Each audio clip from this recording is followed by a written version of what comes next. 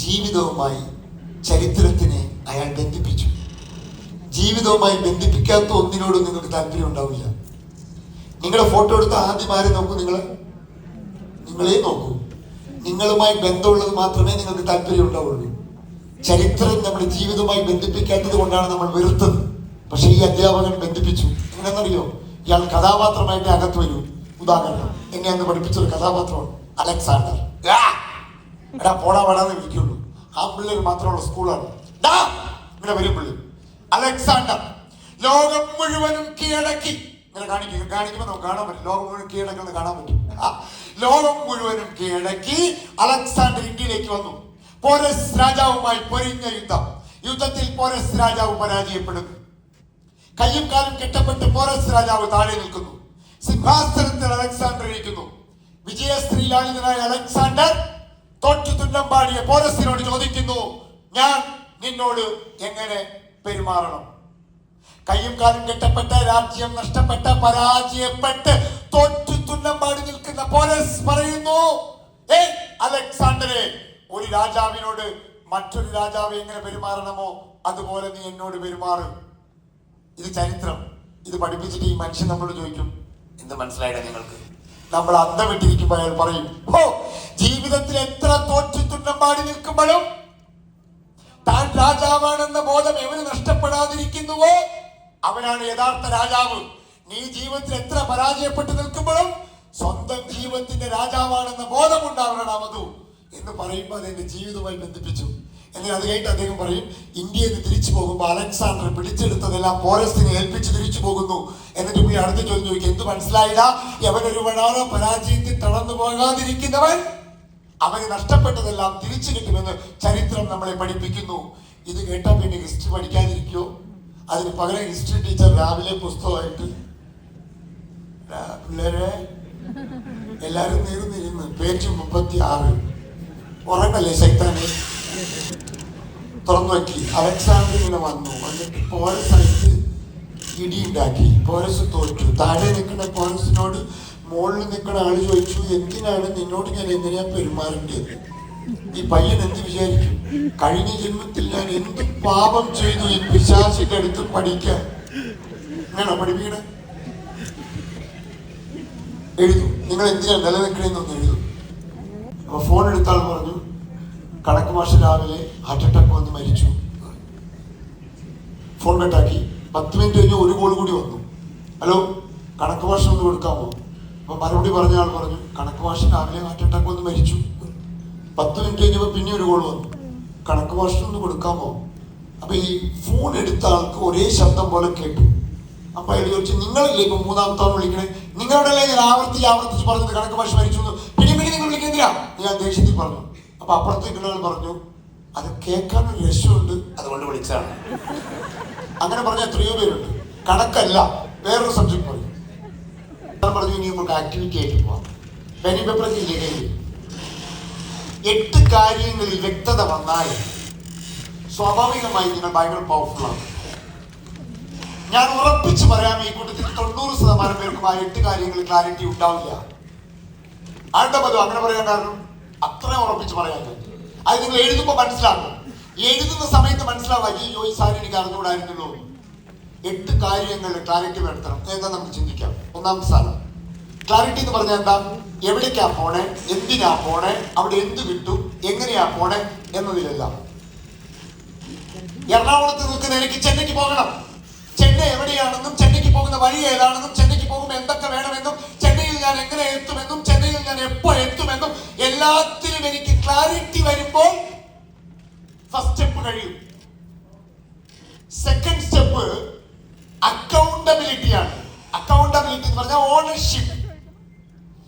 ഞാൻ അങ്ങനെ എറണാകുളത്ത് നിന്ന് ചെന്നൈക്ക് പോകുന്ന സമയത്ത് ഞാൻ എടുക്കുന്ന സ്റ്റെപ്പുകൾക്ക്, എന്റെ സ്റ്റെപ്പുകൾ പിഴച്ചാൽ, നന്നായാൽ എല്ലാത്തിന്റെയും ഉടമസ്ഥൻ ഞാനാണെന്നും അതിൽ എന്ത് തെറ്റുകൾ സംഭവിച്ചാലും പൂർണ്ണ ഉത്തരവാദിത്തം എനിക്കാണെന്നും സാഹചര്യങ്ങൾക്കല്ല എന്നും ഞാൻ വിശ്വസിക്കുന്നു. The ownership of life. നിങ്ങളുടെ ജീവിതത്തിന്റെ ഉത്തരവാദിത്തം നിങ്ങൾക്കാണ്, നാട്ടുകാർക്ക് കൊടുക്കരുത്. ഈ ട്രെയിനിങ് മോശമായാൽ ഞാൻ പുറത്തിറങ്ങുമ്പോൾ എന്നോട് പ്രവീൺ ചോദിക്കുകയാണ്, മധുഭാസ്കരൻ സാർ വിചാരിച്ച പോലെ ക്ലാസ് നന്നായില്ലല്ലോ എന്ന് പറയുമ്പോ അത് ശരിയാണെങ്കിൽ ഞാൻ അക്സെപ്റ്റ് ചെയ്യുകയും ക്ഷമിക്കണം, അടുത്ത തവണ ഞാൻ മെച്ചപ്പെടുത്തിയിരിക്കുമെന്ന് പറയുകയും ചെയ്യലാണ് മര്യാദ. അത് വിട്ടിട്ട് ക്ലാസ് ശരിയില്ലെന്ന് പ്രവീൺ ചോദിക്കുമ്പോ ഗ്രൂപ്പിന് നിലവാരം പോലെ എന്ത് ആളുകളെ കൊണ്ടിരിക്കുന്നത് എന്ന് പറഞ്ഞാൽ ഞാൻ ഓണർഷിപ്പ് എടുക്കുന്നില്ല എന്നർത്ഥം. കസ്റ്റമറെ കണ്ട് സെയിൽസ് പറഞ്ഞിട്ട് കിട്ടിയില്ലെങ്കിൽ അത് കസ്റ്റമറുടെ കുഴപ്പമല്ല, പറയുന്ന രീതിയിൽ എവിടെയോ പിഴച്ചു പോയി എന്ന് ചിന്തിക്കുമ്പോഴാണ് ഓണർഷിപ്പ് എടുക്കുക എന്ന് പറയുന്നത്. Second step. Third step alignment എന്ന് പറയും. എന്താണ് അലൈൻമെന്റ്? എല്ലാ റിസോഴ്സുകളെയും ഊണിലും ഉറക്കവും ചിന്തയും എല്ലാം ഒരേ ദിശയിലേക്ക് ഒരേ ചിന്തയിലേക്ക്. 4 വീലുകൾ കണ്ടിട്ടുണ്ടോ? കാറിലെ 4 വീലുകൾ ഒരേപോലെയാണ് ഓടുക. ഊണും ഉറക്കവും ചിന്തയും പെരുമാറ്റം എല്ലാം ഒരേ ദിശയിലേക്ക്. 11 കളിക്കാർ വേൾഡ് കപ്പ് കളിക്കുമ്പോ ഒരേ ദിശയിലേക്ക് ഒരേപോലെ പോണാണല്ലേ. That's called alignment. നമുക്കിതെല്ലാം പഠിക്കാം കേട്ടോ ഓരോന്നും. Third step. Fourth, it's called maximization. What is called maximization? Use the full potential. Optimization എന്ന് പറയും. എന്താ കാരണം? അന്ന് പറഞ്ഞ എന്താ? ഐഫോൺ മേടിച്ചു, ഐഫോൺ 16 Pro മേടിച്ചു, 1,50,000 രൂപയ്ക്ക് ഫോൺ മേടിച്ചു. ഇൻകമിങ് ഔട്ട് ഗോയിങ് മാത്രമേ ചെയ്യുള്ളൂ. ആ ഫോൺ ഇവരെ ശപിക്കില്ലേ? നിങ്ങളതിനെ ഓപ്റ്റിമൈസ് ചെയ്യണ്ടേ? ഒരു മെഷീൻ മേടിച്ചു, 24 മണിക്കൂർ പണിയെടുക്കുന്ന മെഷീനാ, പക്ഷെ നിങ്ങൾ 8 മണിക്കൂറേ പണിയെടുപ്പിക്കുള്ളൂ. അപ്പൊ അതിനെ നിങ്ങൾ മാക്സിമൈസ് ചെയ്തിട്ടില്ല. നിങ്ങളുടെ ഫുൾ പൊട്ടൻഷ്യൽ നിങ്ങൾ ഉപയോഗിക്കുന്നില്ലെങ്കിൽ മാക്സിമൈസ് ശ്രദ്ധിക്കണം. മാക്സിമൈസ് ചെയ്യപ്പെടാത്ത, ഒപ്റ്റിമൈസ് ചെയ്യപ്പെടാത്തതെല്ലാം ലയബിലിറ്റിയാണ്, ബാധ്യതയാണ്. ഉപയോഗിക്കപ്പെടാത്തതെല്ലാം ബാധ്യതയാണ്. 4-ാം സാധനം. 5-ാം സാധനം മൾട്ടിപ്ലിക്കേഷൻ. മൾട്ടിപ്ലിക്കേഷൻ എന്ന് പറഞ്ഞാൽ പെരുകുക, പെട്ടെന്ന് പെരുകും. നിങ്ങൾ ശ്രദ്ധിച്ചിട്ടുണ്ടോ? ഒരു ലെവൽ കഴിഞ്ഞാൽ പിന്നെ പൈസ കയറുന്നത് ഭയങ്കര ഫാസ്റ്റ് ആയിരിക്കും. അതിനാണ് മൾട്ടിപ്ലിക്കേഷൻ എന്ന് പറയുന്നത്. ഒരു ലെവൽ കഴിഞ്ഞാൽ ബിസിനസ് കുത്തി കയറും. അതാണ് മൾട്ടിപ്ലിക്കേഷൻ. മാക്സിമൈസേഷൻ കഴിഞ്ഞാൽ നെക്സ്റ്റ് സ്റ്റെപ്പ് മൾട്ടിപ്ലിക്കേഷനാണ്. ആദ്യത്തെ 10 ലക്ഷം ഉണ്ടാക്കാനുള്ള ബുദ്ധിമുട്ട് അടുത്ത 20 ലക്ഷം ഉണ്ടാക്കാണ്ടാവില്ല. ആദ്യത്തെ 1 കോടി ഉണ്ടാക്കാനുള്ള ബുദ്ധിമുട്ട് പിന്നീടുള്ള 10 കോടി ഉണ്ടാക്കാൻ ഉണ്ടാവില്ല. It's my experience. ആദ്യത്തെ 1 കോടി ഉണ്ടാക്കാൻ ഒരുപാട് ഓടി, അടുത്ത 10 കോടി ഉണ്ടാക്കാൻ വളരെ ഈസിയാണ്. That's called multiplication. പെരുകും, അതിങ്ങനെ പെരുകും. തൊട്ടതെല്ലാം പിന്നീട് പൊന്നാകും. അതാണ് 5th സ്റ്റേജ്. നമുക്ക് ഈ 5 സ്റ്റേജും ഇന്നൊന്ന് പഠിക്കാം. അതിൽ ആദ്യത്തെ സ്റ്റേജില് ഇത് 2 ലെവലിൽ നടക്കണം. ഒന്നെന്താ? നിങ്ങളുടെ പേഴ്സണൽ ലെവലിൽ, ഓർഗനൈസേഷൻ എന്ന് പറഞ്ഞാൽ നിങ്ങളുടെ ബിസിനസ് ലെവലിൽ. ഇപ്പൊ ഉദാഹരണം, നിങ്ങൾക്കും നിങ്ങളുടെ 3 സ്റ്റാഫ് ഉണ്ടെന്ന് കരുതിക്കോളൂ. എത്ര പേർക്ക് കൂടുതൽ സ്റ്റാഫ് ഉള്ളവരുണ്ട്? സ്റ്റാഫ് നിങ്ങൾക്ക് എന്റെ അഭിനന്ദനങ്ങൾ. കാരണം നിങ്ങൾ ഇതിനെ ബിസിനസ് ആക്കാൻ ശ്രമിക്കുകയാണ് എന്നർത്ഥം. ബിസിനസ് ആക്കുമ്പോഴേ വളരാൻ പറ്റുള്ളൂ. അല്ലാണ്ട് ഒറ്റയ്ക്ക് ഓടുന്നത് കൊണ്ട് വളർച്ച ഉണ്ടാവില്ല. ഞാൻ വിശദീകരിക്കാം, നിങ്ങൾക്ക് പിന്നീട് വിശദീകരിക്കാം. നമ്മളെ സപ്പോർട്ട് ചെയ്യാൻ ഒരു സ്റ്റാഫൊക്കെ വരുമ്പോൾ അതൊരു ഓർഗനൈസേഷനായി, ഒരു ബിസിനസ്സായി. ആ ബിസിനസ് ലെവലിലും ഈ 6 കാര്യങ്ങൾ നടക്കണം. വ്യക്തി തലത്തിലും ഈ 6 കാര്യങ്ങൾ നടക്കണം. റൈറ്റ്? നമ്മൾ ഈ 5 കാര്യങ്ങൾ നടക്കണം. അപ്പൊ ഈ 5 കാര്യങ്ങൾ ഓരോന്നായിട്ട് നമുക്ക് നോക്കാം. ഓരോന്നായിട്ട്. ഒന്നാമത്തെ ക്ലാരിറ്റിയാണ് കോൺഫിഡൻസ്. നോക്കൂ, ഇവിടെ നിൽക്കുന്ന ഞാൻ എനിക്ക് അവിടേക്ക് പോകണമെന്ന് മനസ്സിലായി. അതെനിക്ക് കാണാൻ കഴിയുന്നുണ്ട്. പോകുന്ന വഴി എനിക്ക് കാണാൻ കഴിയുന്നുണ്ട്. അപ്പൊ ഞാൻ നടന്നു പോകുമ്പോൾ കോൺഫിഡൻ്റ് ആയിട്ട് പോകും. പകരം എനിക്കത് കാണാൻ കഴിയുന്നില്ല. എൻ്റെ കണ്ണ് കെട്ടിയിരിക്കുകയാണ്. ഞാൻ അപ്പോൾ ഇങ്ങനെയേ പോകുള്ളൂ. അപ്പൊ നിങ്ങൾ പറയും വേഗത്തിൽ പോ. എനിക്ക് പോകാൻ പറ്റില്ല, കാരണം എനിക്ക് ക്ലാരിറ്റി ഇല്ല. ക്ലാരിറ്റി ഉള്ളതിനെ കോൺഫിഡൻസ് ഉണ്ടാകൂ. നിങ്ങളുടെ ജീവിതത്തിനെ കുറിച്ച്, നിങ്ങളുടെ ഗോളിനെ കുറിച്ച് നിങ്ങൾക്ക് എന്തെങ്കിലും ക്ലാരിറ്റി ഉണ്ടെങ്കിൽ നിങ്ങൾ കോൺഫിഡൻസ് ഉണ്ടാകും. 2004 വരെ ഞാൻ സാമ്പത്തികമായി പൂജ്യമായിരുന്നു. 100 രൂപ അരി മേടിക്കാൻ കാശില്ലാതെ ശരീരത്തിന് മുമ്പിൽ നിന്നത് ഓർമ്മയുണ്ട്. 2004 34-ാമത്തെ വയസ്സിൽ. ഇന്ന് എനിക്ക് 54 വയസ്സ്. 20 കൊല്ലത്തെ ചരിത്രമേ ഉള്ളൂ. 34 തൊട്ട് 54 വരെ. പിന്നീട് എനിക്ക് സാമ്പത്തികമായി തിരിഞ്ഞു നോക്കേണ്ടി വന്നിട്ടില്ല. കാരണം 2004 ഞാൻ എന്റെ ജീവിതത്തിൽ 2 കാര്യങ്ങൾ ചെയ്തു. ആ 2 കാര്യങ്ങൾ, ഒന്ന്, എന്റെ ഗോൾ ഞാൻ സെറ്റ് ചെയ്തു. 5 കൊല്ലത്തെ ഗോൾ ഞാൻ സെറ്റ് ചെയ്തു. ഞാൻ ആദ്യം ചെയ്ത കാര്യം. രണ്ടാമത് ഞാൻ ചെയ്ത കാര്യം, ജീവിതത്തിൽ ആദ്യമായി ഡെയിലി കണക്കെഴുതാൻ തുടങ്ങി. ഇന്നും രാത്രി ഉറങ്ങുന്നതിന് മുമ്പ് കണക്കെഴുതാതെ ഞാൻ കിടന്നുറങ്ങില്ല. കാരണം പലരും അത് ചെയ്യാറേ ഇല്ല. എന്താ കാരണം? കുറെ കാശ് വരും, കുറെ കാശ് കടലിൽ കലക്കും. കപ്പലുകൾ മുങ്ങുന്നത് ഇടിച്ചിട്ടല്ല, ഓട്ടമിട്ടാണ്. കപ്പൽ ഓടിക്കുന്നവൻ അറിയണ്ടേ ഓട്ട എവിടെയാണെന്ന്.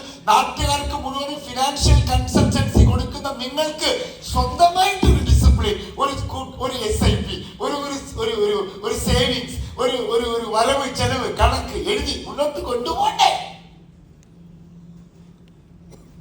ഇത് രണ്ടും എനിക്ക് വന്ന് 2004 എന്റെ ജീവിതം മാറിപ്പോയി. ക്ലാരിറ്റിയാണ് കോൺഫിഡൻസ് തരുന്നത്. ഞാൻ ഒരു ചരിത്ര സംഭവം പറയാം. ഈ സ്ത്രീയുടെ പേര് അറിയോ നിങ്ങൾക്ക്? ഈ സ്ത്രീയുടെ പേര് ഫ്ലോറൻസ് ചാഡ്വിക് എന്നാണ്. ഫ്ലോറൻസ് ചാഡ്വിക് എന്ന പേര് നിങ്ങൾ ഇന്റർനെറ്റിൽ അടിച്ചാൽ ഞാൻ പറയുന്ന സംഭവം നിങ്ങൾക്ക് കിട്ടും. ലോക പ്രശസ്തമായ ഒരു സംഭവമാണ് ഇവരുടെ ജീവിതത്തിൽ ഉണ്ടായത്. ഒരു അമേരിക്കക്കാരിയാണ്.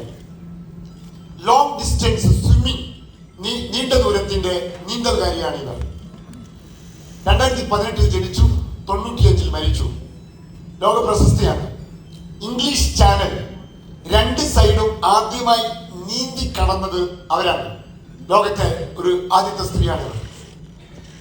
കാറ്റലിന ചാനൽ എന്നൊരു ചാനലുണ്ട്. കാറ്റലിന എന്ന് പറഞ്ഞാൽ കാലിഫോർണിയയ്ക്കും കാറ്റലിന ഐലൻഡിനും ഇടയ്ക്കുള്ള ഒരു ചാനലാണ്, ഒരു വെള്ളമാണ്. അതിനെ ആദ്യമായി നീന്തി കടന്ന സ്ത്രീയും ഇവർ തന്നെയാണ്. ഈ കാറ്റലിന ചാനൽ, അതായത് ഈ കാണുന്ന കാറ്റലിന ഐലൻഡും കാലിഫോർണിയ കോസ്റ്റലിനും ഇടയ്ക്ക് കാണുന്ന ഈ ദൂരം ആദ്യമായി ഇവർ നീന്താൻ തീരുമാനിച്ചു. അതിന്റെ ഡിസ്റ്റൻസ് 21 മൈലാണ്, 33 കിലോമീറ്റർ ആണ്. ഒറ്റയടിക്ക് നീന്തി തീർക്കണം. അങ്ങനെ അവരത് നീന്തി കിടക്കാൻ തീരുമാനിച്ചു. 1952 ജൂലൈ മാസം 4-ാം തീയതി നീന്തൽ തുടങ്ങി. വളരെ കോൺഫിഡന്റ് ആയി അവർ നീന്താൻ തുടങ്ങി. വളരെ തണുപ്പായിരുന്നു, വെള്ളം ഐസ് പോലെയായിരുന്നു, ഭയങ്കരമായി മഞ്ഞു മൂടൽ ഉണ്ടായിരുന്നു. അവർ നീന്തൽ തുടങ്ങി. 15 മണിക്കൂർ 15 മിനിറ്റ് കഴിഞ്ഞപ്പോൾ അവർക്ക് വയ്യാതെ അവർ ആ നീന്തൽ അവസാനിപ്പിച്ചു. അവരെ ബോട്ടിലേക്ക് കയറ്റി. കൂടെ എപ്പോഴും ഒരു ബോട്ട് വരും. ബോട്ടിൽ അവരുടെ അമ്മയുണ്ടായിരുന്നു, സഹായം ഉണ്ടായിരുന്നു. ബോട്ടിലേക്ക് കയറ്റി അവർ അവിടെ വെച്ച് ആ നീന്തൽ അവസാനിപ്പിച്ചു. പക്ഷേ ഏറ്റവും രസകരമായ ഒരു കാര്യമുണ്ട് നിങ്ങൾക്ക്. ആ ബോട്ടിൽ കയറ്റി മുന്നോട്ട് പോയപ്പോഴാണ് അവർക്ക് മനസ്സിലായത് അവരെത്തേണ്ട സ്ഥലം അവരെവിടെ വെച്ച് അവസാനിപ്പിച്ചോ അവിടെ നിന്ന് വെറും 1/2 കിലോമീറ്റർ അപ്പുറത്തായിരുന്നു. ആ സ്ഥലം അവർക്ക് കാണാൻ പറ്റാത്തത് കൊണ്ട് അവർ നീന്തൽ അവിടെ വെച്ച് അവസാനിപ്പിച്ചു. After quitting the she realise that she was in the 1 മൈലിന് താഴെയുള്ള ഡിസ്റ്റൻസിലായിരുന്നു അവർ പിന്നീട് ഒരു ഇന്റർവ്യൂവിൽ പറഞ്ഞു, എനിക്കത് കാണാൻ കഴിഞ്ഞില്ല, അതുകൊണ്ട് എനിക്കത് എത്താനും കഴിഞ്ഞില്ല. എനിക്കത് കാണാൻ കഴിഞ്ഞില്ല, അതുകൊണ്ട് എനിക്ക് അവിടെ എത്താൻ കഴിഞ്ഞില്ല. ഇത് നിങ്ങൾക്കും എനിക്കും ബാധകമാണ്. എന്തൊന്നാണോ നിങ്ങൾ കാണാത്തത് അവിടെ നിങ്ങൾ എത്തില്ല. നിങ്ങൾ എന്തൊന്നാണോ നിങ്ങൾക്ക് വേണ്ടത് അത് നിങ്ങൾ കാണാത്ത കാലത്തോളം നിങ്ങൾ അവിടെ എത്തില്ല. അവരെത്തിയില്ല. പക്ഷെ അറിയോ നിങ്ങൾക്ക്, 2 മാസങ്ങൾക്ക് ശേഷം അവർ ഇതേ ദൂരം നീന്തി കടന്നു. 2 മണിക്കൂർ താഴെ 13 മണിക്കൂറിൽ അവർ ഈ ഡിസ്റ്റൻസ് നീന്തി കടന്നു. ആ തവണയും മഞ്ഞുണ്ടായിരുന്നു, ആ തവണയും വെള്ളം തണുത്തതായിരുന്നു. അപ്പൊ എങ്ങനെ നിങ്ങൾ അവസാനിപ്പിച്ചു ചോദിച്ചപ്പോൾ അവർ പറഞ്ഞ ഉത്തരമാണ്, ഈ തവണ ആ ഡെസ്റ്റിനേഷൻ, ആ എത്തിച്ചേരേണ്ട സ്ഥലം ഞാൻ മനസ്സിൽ കണ്ടു. അപ്പൊ അവർ പറഞ്ഞതിന്റെ ഉത്തരം, നിങ്ങൾ പോകേണ്ട സ്ഥലം മനസ്സിൽ കണ്ടാലും നിങ്ങൾ എത്തും. ആ DOT എന്ന് പറഞ്ഞ സാധനം മനസ്സിൽ കാണണം. അതിന്റെ അനുഭവങ്ങൾ, ഞാൻ ഇപ്പൊ ഓടിക്കുന്ന വാഹനം, ഞാൻ താമസിക്കുന്ന വീട്, ഞാൻ സമ്പാദിച്ച പണമല്ല, ഈ ക്ലാസ് ഉൾപ്പെടെ ഞാൻ കണ്ടതാണ്. നിങ്ങളിങ്ങനെ അന്തമിട്ടിരിക്കുന്നത് ഞാൻ കണ്ടതാണ്. കാണണം, ആ സാധനം കാണണം. കണ്ടാൽ നിങ്ങൾ അവിടെ എത്തും. 8 കാര്യങ്ങൾ. ഒന്നാമത്തെ കാര്യം, എന്തിനാണ് നിങ്ങൾ ഇത് ചെയ്യുന്നത്? ഇത് വലിയ ചോദ്യമാണ് കേട്ടോ. പൊതുവേ എനിക്കറിയാൻ കൂട്ടത്തിൽ 99% പേർക്ക് ഇത് അറിയില്ല. എന്തിനാണ് ഞാൻ ഇത് ചെയ്യുന്നത്? ഇതൊരു തത്വമാണ്, ഇതൊരു കോൺസെപ്റ്റാണ്, ഇതൊരു മീനിങ് ആണ്, ഇതൊരു അർത്ഥമാണ്. എന്തിനാ മധുഭാസ്കര ട്രെയിനിങ് എടുക്കുന്നത്? എന്തിനാ മധുഭാസ്കര ജീവിച്ചിരിക്കുന്നത്? ഈ ചോദ്യത്തിന് ഉത്തരം ഞാൻ എന്തിനാണ് മനുഷ്യനായി ജീവിച്ചത്, 40 കൊല്ലം ഞാൻ എന്തിനു ജീവിച്ചു എന്ന ചോദ്യത്തിന് ഉത്തരമാണ് വൈ എന്ന് പറയുന്നത്. Why it's A most important question. നോക്കിക്കോ, നിങ്ങൾ ഏത് യൂട്യൂബ് നോക്കിയാലും ഹൗ എന്ന ചോദ്യത്തിലായിരിക്കും തുടങ്ങുക. എങ്ങനെ കോൺഫിഡൻസ് ഉണ്ടാക്കാം, എങ്ങനെ പണക്കാരനാവാം, എങ്ങനെ നല്ല MDRകാരനാവാം, എങ്ങനെ TOT എടുക്കാം, എങ്ങനെ സെയിൽസ് ക്ലോസ് ചെയ്യാം, എങ്ങനെ 4 പേരുടെ കയ്യിൽ നിന്ന് പൈസ മേടിച്ചെടുക്കാം, എങ്ങനെ ക്ലോസിംഗ് ചെയ്യാം, എങ്ങനെ എങ്ങനെ എങ്ങനെയെന്ന് മാത്രമേ നിങ്ങൾ പഠിച്ചിട്ടുള്ളൂ. എന്തിനാണ് എന്ന് ചോദിച്ചിട്ടില്ല. എന്തിനാണെന്ന് ചോദിക്കൂ, അതാണ് മികച്ച ഉത്തരം. കാരണം എന്തിനാണെന്ന് അറിയാവുന്നവന് എങ്ങനെ എന്നത് പ്രശ്നമേ അല്ല, അവൻ പോയിരിക്കും. നമുക്ക് പറയുമ്പോൾ എന്തിനാന്ന് അറിഞ്ഞൂടാ. എന്തിനാണ് LIC ഏജന്റ് ആയത് എന്ന ചോദ്യത്തിന് ഉത്തരം നിങ്ങൾ ലോകത്ത് സക്സസ്ഫുൾ ആയ ആരോട് ചോദിച്ചോളൂ, അവരൊരു ഉത്തരം പറയും. ഞാൻ ഒരു ബേക്കറിക്കാരനോട് ചോദിച്ചു, മലപ്പുറത്തുള്ള ഒരു ബേക്കറിക്കാരനോട് ചോദിച്ചു, താൻ എന്തിനാണ് ബേക്കറി നടത്തുന്നത്? അയാൾ പറഞ്ഞ വാചകം, to create a healthy food culture in the society. ഒരു സമൂഹത്തിൽ ഹെൽത്തിയായ ഫുഡ് കൾച്ചർ ഉണ്ടാക്കാനാണ് ഞാൻ ഈ സ്ഥാപനം തുടങ്ങിയത്. പൈസ ഉണ്ടാക്കാനെന്ന് അയാൾ പറഞ്ഞില്ല. പൈസ ഉണ്ടാക്കാനെന്ന് പറഞ്ഞാൽ അത് അയാളുടെ ജീവനക്കാരെ പ്രചോദിപ്പിക്കില്ല, അയാളുടെ കസ്റ്റമറെ പ്രചോദിപ്പിക്കില്ല. എല്ലാവരെയും പ്രചോദിപ്പിക്കുന്നതായിരിക്കണം ആ വഴി. എന്റെ വഴി ഞാൻ കണ്ടുപിടിച്ചു. അതിനുശേഷമാണ് ഞാൻ ട്രെയിനർ ആയത്. എന്താന്ന് പറയുക, എന്റെ വഴി അൺലിമിറ്റഡ് പൊട്ടൻഷ്യലായ മനുഷ്യന്റെ സാധ്യതകളെ കണ്ടെത്തലാണ് എന്റെ ജീവിതം. മനുഷ്യന്റെ സാധ്യതകളെ കണ്ടെത്തലാണ് എന്റെ ജീവിതം. That's my purpose. അത് എന്നെ പ്രചോദിപ്പിക്കും, നിങ്ങളെ പ്രചോദിപ്പിക്കും, എന്റെ മക്കളെ പ്രചോദിപ്പിക്കും, എന്റെ ഭാര്യയെ പ്രചോദിപ്പിക്കും. അതുപോലത്തെ ഒരു സാധനം നിങ്ങൾക്കുണ്ടോ? എന്റെ ജീവിതത്തിലുള്ള ഒരു അനുഭവം പറയാൻ ഞാൻ ഒരിക്കൽ മലപ്പുറത്ത് ക്ലാസ് എടുക്കാൻ പോയി. എത്ര പേര് ഇപ്പോഴത്തെ മലപ്പുറത്തുകാരുണ്ട്? മലപ്പുറത്ത് നിന്ന് പറഞ്ഞ എത്ര പേരുണ്ട്? കുറച്ചു പേരേ ഉള്ളൂ. കൈതായിട്ടുള്ളൂ. ഞാൻ ഒരിക്കൽ മലപ്പുറത്ത് ക്ലാസ് എടുക്കാൻ പോയി. +1 +2 പഠിക്കുന്ന കുട്ടികളാണ്. ഞാൻ ഈ കുട്ടികളോട് ചോദിച്ചു, വാട്ട്സ് യുവർ പർപ്പസ്? നിങ്ങളുടെ പർപ്പസ് എന്താണെന്ന് ചോദിച്ചു. ഒരു പെൺകുട്ടിയുടെ കൈ നോക്കി, വട്ട തട്ടമിട്ട്, കറുത്ത തട്ടമിട്ട്, വട്ടമുഖമുള്ള 1000 സൂര്യന്റെ പ്രകാശമുള്ള ഒരു മുസ്ലിം പെൺകുട്ടി എന്നോട് പറഞ്ഞു, ഐ ഹാവ് എ പർപ്പസ്. എനിക്കൊരു പർപ്പസ് ഉണ്ട്. ഞാൻ ചോദിച്ചു, എന്താണ് നിന്റെ പർപ്പസ്? അവൾ പറഞ്ഞ വാചകമുണ്ട്, I want to become a oncologist in haematology. I want to become a oncologist in haematology. ഞാനൊന്ന് കിടുങ്ങി. കാരണം സ്കൂളിലും കോളേജിൽ പോകുമ്പോൾ പിള്ളേർ ലക്ഷ്യം പറയുന്ന സമയത്ത് പറയും ഡോക്ടർ ആവണമെന്ന് പറയും, എഞ്ചിനീയർ ആവണമെന്ന് പറയും. ചില കുട്ടികൾ കുറച്ചുകൂടി സ്പെഷ്യലൈസേഷൻ പറയും, I want to become a civil engineer, I want to become a oncologist എന്നൊക്കെ പറയും. പക്ഷെ ഇവൾ സൂപ്പർ സ്പെഷ്യലൈസേഷൻ പറയാണ്, I want to become a oncologist in haematology. എനിക്ക് രക്താർബുദത്തിൽ, ക്യാൻസറിൽ മാത്രമല്ല ബ്ലഡ് ക്യാൻസറിൽ സ്പെഷ്യലൈസ് ചെയ്യണം. എന്താ മോളെ ഇത്രയും ഷാർപ്പായിട്ട് നീ പറയുന്നത്? Why you choose that purpose? എന്താണ് അങ്ങനെ ഒരു ഗോൾ തിരഞ്ഞെടുക്കാൻ കാരണം? എന്തിനാണ് വൈ? ഞാൻ ചോദിച്ചു. അവിടെ എന്നോട് പറഞ്ഞ ഉത്തരം കേട്ടോ, സാർ, എൻ്റെ ഉമ്മയ്ക്കും വാപ്പയ്ക്കും ഞാനും എൻ്റെ അനിയനും 2 മക്കളായിരുന്നു. അനിയൻ 8ാം ക്ലാസ്സിൽ പഠിക്കുമ്പോൾ 13 വയസ്സുള്ളപ്പോൾ ബ്ലഡ് ക്യാൻസർ വന്ന് മരിച്ചു. അനിയൻ മരിച്ചെന്ന് ഉമ്മയും വാപ്പയും ഒരുപാട് കരഞ്ഞു സാർ. പക്ഷെ ഞാൻ കരഞ്ഞില്ല സാർ. നീ എന്താ കരയാത്ത? അവൻ മരിച്ചെന്ന് എനിക്ക് വിഷമമില്ലാത്തതുകൊണ്ടല്ല സാർ. എൻ്റെ ജീവിതത്തിൽ ഞാൻ ഏറ്റവും കൂടുതൽ സ്നേഹിച്ചിരുന്നത് അവനെയാണ് സാർ. പക്ഷെ അവൻ മരിച്ചത് ഞാൻ കരഞ്ഞില്ല സാർ. എന്താ നീ കരയാത്ത? അവൾ പറഞ്ഞ ഉത്തരവാണ്,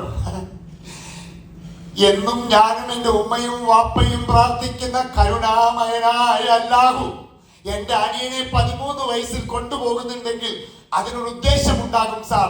ഇനി ഈ നാട്ടിൽ ഒരു കുട്ടി പോലും ബ്ലഡ് ക്യാൻസർ വന്ന് മരിക്കരുതേ എന്ന് എന്നെ കൊണ്ട് പ്രതിജ്ഞ എടുപ്പിക്കാനായിരിക്കും സാർ അവനെ കൊണ്ടുപോയത്. I want to become a oncologist in haematology. എനിക്ക് അങ്ങനെ ആവണമെന്ന് ആ പെൺകൊച്ചു പറഞ്ഞപ്പോ അവളുടെ കണ്ണുകളിൽ ഒരു തീജ്വാല കണ്ടു ഞാൻ. അതുപോലത്തെ ഒരു സാധനമുണ്ടോ നിങ്ങൾക്ക്? നിങ്ങളെ പിടിച്ചു വേട്ടയാടുന്ന ഒരു സാധനം, നിങ്ങളെ മുന്നോട്ട് കൊണ്ടുപോകുന്ന ഒരു സാധനം. That's called your why. അത് കണ്ടുപിടിക്കണം സാറേ.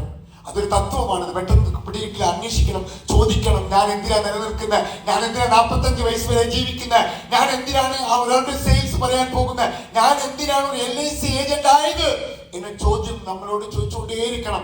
അതിന് ഉത്തരം കിട്ടിയാൽ ഈ ലോകം മുഴുവനും നിങ്ങളെ എതിർത്താലും നിങ്ങൾ മുന്നോട്ട് പോയിക്കൊണ്ടിരിക്കും. ആ വഴി അറിയാൻ പാടാത്തോണ്ടാ. എന്താ പ്രശ്നം അറിയാമോ?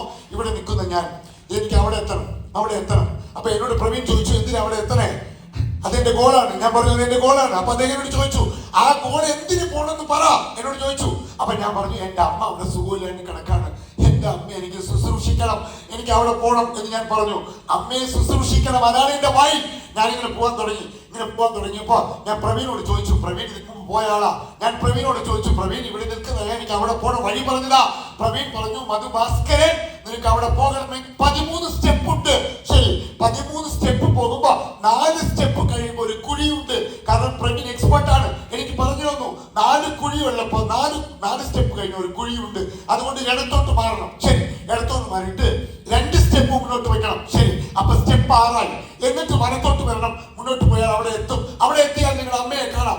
ഓ Praveen, thank you so much, എനിക്ക് 6 മാസത്തെ കോഴ്സ് തന്നതല്ലേ എന്ന് പറഞ്ഞിട്ട് ഞാൻ നടക്കാൻ തുടങ്ങി.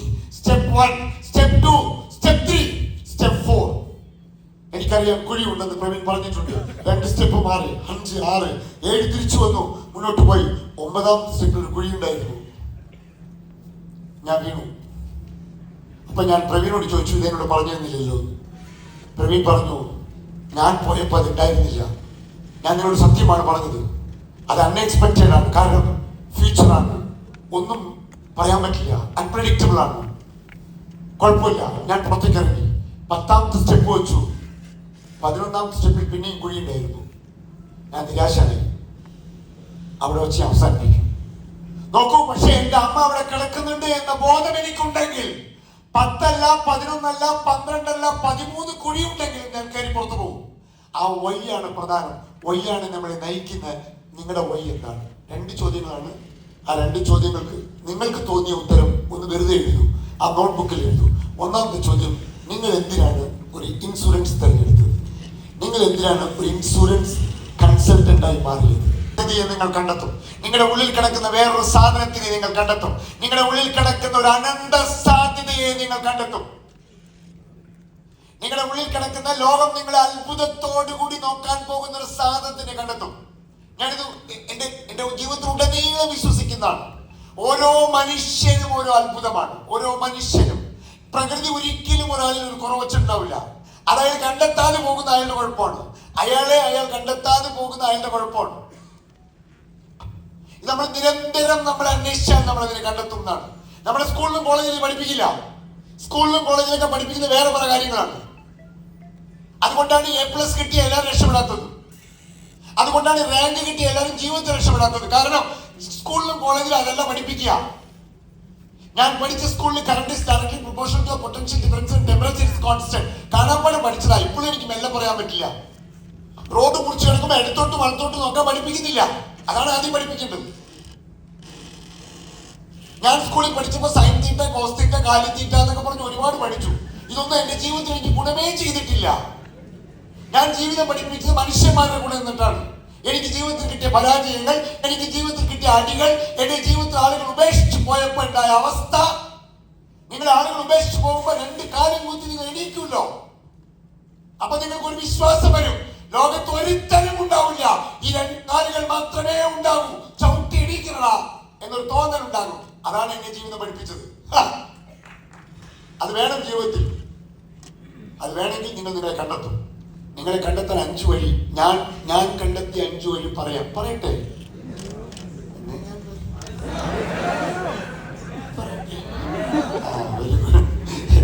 ഇപ്പോഴാണ് ഭക്ഷണം കഴിച്ചതിന്റെ ഗുണമുണ്ടായത്. 5 steps to reach your success. നമ്മളെ കണ്ടെത്താൻ. ഇത് നിങ്ങൾക്കും ബാധകമാണ്, നിങ്ങളുടെ സ്ഥാപനത്തിന് ബാധകമാണ്, നിങ്ങളുടെ ബിസിനസിന് ബാധകമാണ്, എല്ലാത്തിനും ബാധകമാണ്. നമ്മുടെ ഉള്ളിൽ കിടക്കുന്ന 1ാമത്തെ സ്റ്റെപ്പ് ഇതാണ്, മേക്ക് ദ ക്ലാരിറ്റി. ഞാൻ ഓരോന്നിനും വിശദീകരിക്കാം കേട്ടോ. ഒന്ന്, മേക്ക് ദ ക്ലാരിറ്റി. ഒരു ക്ലാരിറ്റി ഉണ്ടാക്കും ജീവിതത്തിനെ കുറിച്ച്. ജീവിതത്തിനെ കുറിച്ച് ഒരു ക്ലാരിറ്റി ഉണ്ടാക്കും. യഥാർത്ഥ സ്ഥലം എന്ന് വിശ്വസിക്കരുത്. ഇതാണ് റിയാലിറ്റി, ഇവിടെ വച്ച് ഞാൻ തീർന്നു പോയി എന്ന് വിശ്വസിച്ചാൽ നിങ്ങൾ ദൈവത്തിനോട്, നിങ്ങൾ ഈ സമൂഹത്തിനോട് ചെയ്യുന്ന പാപമാണ്. ഞാൻ ആളോട് ചോദിക്കും, നിങ്ങൾ ദൈവവിശ്വാസികളാണോ എന്ന് ചോദിക്കും. ദൈവവിശ്വാസികൾ കൈവക്കും, ദൈവവിശ്വാസികൾ കൈവക്കും, എല്ലാം ഓക്കെ. ദൈവവിശ്വാസമുള്ളവർക്ക് 2 അടിസ്ഥാനപരമായ വിശ്വാസങ്ങൾ ഉണ്ടാകും. ശരിയോ തെറ്റോ എന്ന് പറയും. 1, ഈ ലോകത്തെ എല്ലാ സൃഷ്ടികൾ, മനുഷ്യൻ ഉൾപ്പെടെ ദൈവത്തിന്റെ സൃഷ്ടിയാണ്. ശരിയല്ലേ? അങ്ങനെയാണ് പറയുന്ന എല്ലാ മതങ്ങളും. ദൈവത്തിന്റെ സൃഷ്ടിയാണ് മനുഷ്യൻ. പോയിന്റ് 2, സൃഷ്ടികർത്താവ് ലോകത്തെ ഏറ്റവും ശക്തിയുള്ളതാണ്, ലോകത്തെ ഏറ്റവും വലിയ പവർഫുൾ ആണ്. ദൈവം എന്ന് പറയുന്ന സങ്കല്പം ലോകത്തെ ഏറ്റവും ശക്തിയും സർവശക്തനാണ്. അങ്ങനെയാണ് മതങ്ങൾ പറയുന്നത്. അങ്ങനെയാണെങ്കിൽ സർവശക്തനായ ദൈവം അവന്റെ സൃഷ്ടിയിൽ എന്തെങ്കിലും കുറവ് വച്ചു എന്ന് പറഞ്ഞാൽ അത് സൃഷ്ടിയുടെ കുറവാണോ സൃഷ്ടികർത്താവിന്റെ കുറവാണോ? ലാപ്ടോപ്പ് വാങ്ങിച്ചു ഞാൻ, ആ ലാപ്ടോപ്പ് ഉണ്ടാക്കിയത് ആപ്പിൾ കമ്പനിയാണ്. ലാപ്ടോപ്പിൽ ഒരു കുറവുണ്ടെങ്കിൽ കുറവ് ലാപ്ടോപ്പിന്റെ ആണോ ഉണ്ടാക്കിയ ആപ്പിൾ കമ്പനിയുടെ ആണോ? ആപ്പിൾ കമ്പനിയുടെയാണ്. അങ്ങനെയാണെങ്കിൽ സൃഷ്ടിക്ക് എന്തെങ്കിലും കുറവുണ്ട് എന്ന് നിങ്ങൾ പറഞ്ഞാൽ യഥാർത്ഥത്തിൽ നിങ്ങൾ അവഹേളിക്കുന്നത് നിങ്ങളെയല്ല, നിങ്ങളുടെ സൃഷ്ടികർത്താവിനെയാണ്. സൃഷ്ടികർത്താവിനെ അവഹേളിച്ചിട്ട് അമ്പലത്തിലും പള്ളിയിലും പോകരുത് പാപികളെ എന്താണ് എന്റെ ചൊല്ല്. പകരം പറയേണ്ട എന്താ? സൃഷ്ടികർത്താവേ, നീ സൃഷ്ടിച്ച ഈ സൃഷ്ടി ലോകത്തെ ഏറ്റവും മഹത്തരമാണെന്ന് വിളിച്ചു പറയണ്ടേ? അപ്പോഴല്ലേ അവന് നമ്മളോട് സ്നേഹം ഉണ്ടാവുക. അല്ലാണ്ട് നീ ഉണ്ടാക്കി തന്ന സാധനം എന്തിനും കൊള്ളാം. അമ്പലത്തിൽ പള്ളി പോയി അവഹേളിക്കുകയാണ് ദൈവത്തിന്. ഞാനൊക്കെ അമ്പലത്തിൽ പോകുമ്പോഴാണ് ദൈവത്തിന് ഭയങ്കര ഇഷ്ടം. ഞാൻ എപ്പോഴും ചിരിച്ചോണ്ടാ പ്രാർത്ഥിക്കാം. താങ്ക് യു മൈ ഗോഡ്, എല്ലാത്തിനും നന്ദിയുണ്ട്. എന്ത് ബ്യൂട്ടിഫുൾ സാധനത്തിനാണ് ഞാൻ ഉണ്ടാക്കിയത്. അമ്പലത്തിൽ പള്ളിയിൽ പോകുമ്പോൾ നെഗറ്റീവ് പറഞ്ഞ് പ്രാർത്ഥിക്കരുത്. ചിലവന്മാര് പല അമ്പലങ്ങളിൽ ദൈവം ഇല്ലേ അവന് ഓടിയെ കാണും. കാരണം എന്താണെന്നറിയോ? ചെന്നീ പണ്ടപ്പരിപ്പും പരാതിയാ. ഞാൻ എന്തും ചെയ്യാനാ, ഒറ്റ പോളിസി കിട്ടിയിട്ടില്ല, ഞാൻ പോയാ അവിടെ നടക്കണില്ല, ഒരു കാര്യം ശരിയാവണില്ല, ഈ സമയത്ത് ഇത് വരേണ്ട ആവശ്യമുണ്ടോ? ഇങ്ങനെ പറഞ്ഞ നിങ്ങളോട് എല്ലാ ദിവസവും രാവിലെ വന്നിട്ടുള്ള നെഗറ്റീവ് പറയാണ്. നിങ്ങൾ എന്താവും? അയാളെ കണ്ട ഓടും. ദൈവം അതുപോലെയാണ്. ഗുരുവായൂരൊക്കെ 3 മണിക്ക് തുടങ്ങാണ് മണ്ഡപരിപ്പ്. നിങ്ങൾ എന്താ പോയി? ഞാൻ ചിരിച്ചോണ്ട പ്രാർത്ഥിക്കാം. എന്റെ ഭാര്യ നോക്കി നിൽക്കും. എന്താ കാരണം? ഞാൻ നന്ദിയാ പറയാ. ഈശ്വര, ഇത്രയും നന്ദി തന്നില്ലേ, ഇത്രയും നന്മ തന്നില്ലേ നീ എനിക്ക് നല്ല ആരോഗ്യം തന്നില്ലേ, കുരുടി ചെവിടില്ലാതൊരു ജീവിതം തന്നില്ലേ, ഇത്ര ആളുകളുടെ മുമ്പിൽ നിൽക്കാൻ ഒരു ശേഷി തന്നില്ലേ നീ എനിക്ക്. അങ്ങനെ പ്രാർത്ഥിക്കണ്ടേ? കടമുണ്ടെങ്കിൽ തന്നെ എന്ത് പറയണം? ദൈവമേ കടമുണ്ട് കേട്ടാ, കടംകാരെ കൈകാര്യം ചെയ്ത് ശേഷി താങ്ങി എനിക്ക്. അത് വിട്ടിട്ട് കടം. You proud of yourself.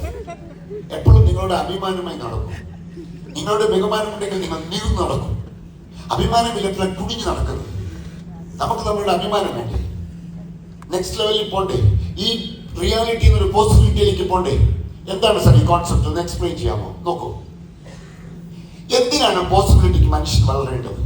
എന്റെ ചെറുപ്പകാലത്ത് ഞാൻ എന്നോട് ചോദിച്ച ചോദ്യമാണ്. സാധാരണ സാഹചര്യത്തിലാണ് ഞാൻ വളർന്നത്. ഇപ്പോഴും വലിയൊരു ബെഡി കിടന്ന എന്റെ ഭാര്യ എന്നോട് ചോദിക്കും, മനുഷ്യ നിങ്ങൾ എന്താ ഇങ്ങനെ കിടക്കണേ? എനിക്കൊരു ചെറിയ സ്ഥലം മതി. ഒന്ന്, എന്റെ ശരീരഘടന എങ്ങനെയാണ്. 2, ബെഡിൽ കിടന്ന ഞാൻ അനങ്ങില്ല. എങ്ങനെ കിടന്നോ അതേപോലെ രാവിലെ എണീക്കും. ഭാര്യയ്ക്ക് ഇടയ്ക്കിടയ്ക്ക് പേടിയാ, അയാളെങ്ങനെ ചത്തുപോയോ എന്ന്. എല്ലാ ഭാര്യമാർക്കും ഭർത്താക്കന്മാർ മരിക്കുന്നതിനോട് വിഷമം ഉണ്ടാവില്ലേ?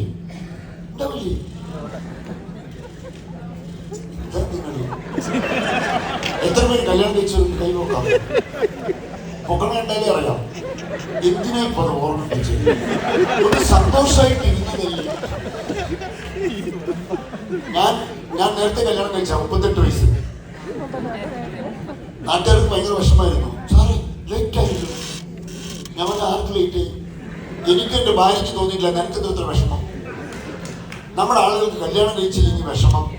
2, കല്യാണം കഴിച്ചാൽ വിശേഷമൊന്നും ആയില്ലേ, അത് അവര് സൗകര്യം പോലെ ആക്കിക്കോളും, താൻ ഇടപെടേണ്ടത്. ആളുകൾക്ക് എന്താ വിഷമം എന്നറിയോ? ഞാൻ കല്യാണം കഴിക്കാനല്ല നമ്മൾ ജനിച്ചത്, അത് ഓർമ്മ വേണം ആദ്യം തന്നെ. ചില ആളുകൾ LIC ഏജന്റ് ആയത് കല്യാണം കഴിക്കാനാണ്. കാരണം എന്തെങ്കിലും ഒരു ജോലി വേണമെന്ന് പറയണല്ലോ പെണ്ണുവീട്ടില്. നോ, കല്യാണം കഴിക്കാൻ നിർബന്ധമില്ല. ഞാൻ പെൺപിള്ളേരെ പഠിപ്പിക്കും പറയും, സ്ത്രീധനം ചോദിച്ചു വരുന്ന വീട്ടിൽ വന്നാൽ ചായ കൊടുക്കുന്ന സമയത്ത് വിം പൗഡർ കലക്കി കൊടുക്കണം. കാരണം വയറിലേക്ക് ചാവണം.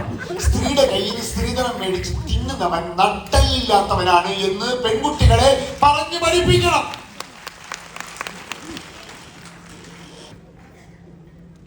ചിലർക്ക് വിഷമായി കൈയടിക്കാൻ.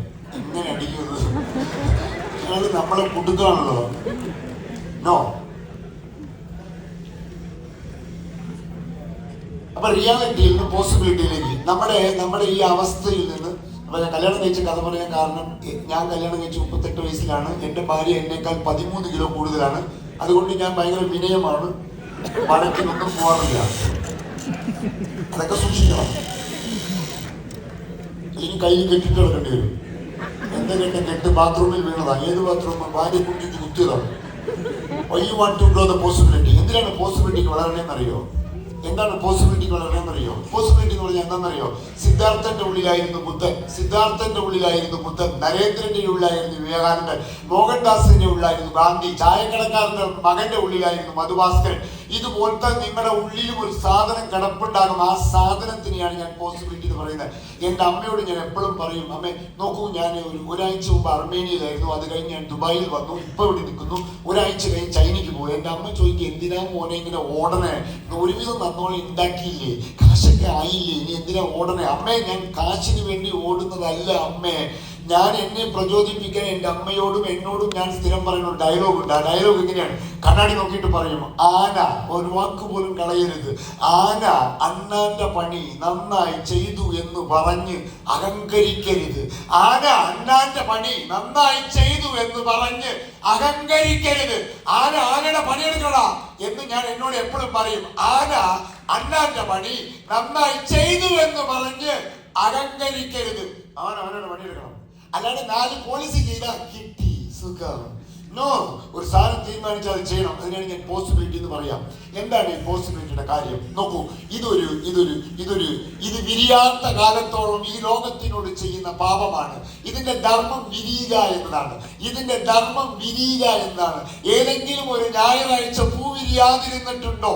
ഏതെങ്കിലും ഒരു ഞായറാഴ്ച ഗാർഡനിൽ ആളുകൾ വരുന്നില്ല എന്നതുകൊണ്ട് ഒരു പൂ വിരിയാതിരുന്നിട്ടുണ്ടോ? ആളുകൾ കാണാനില്ല എന്നതുകൊണ്ട് ഏതെങ്കിലും റോസ പൂക്കാതിരുന്നിട്ടുണ്ടോ? അത് അതിന്റെ ധർമ്മമാണ്.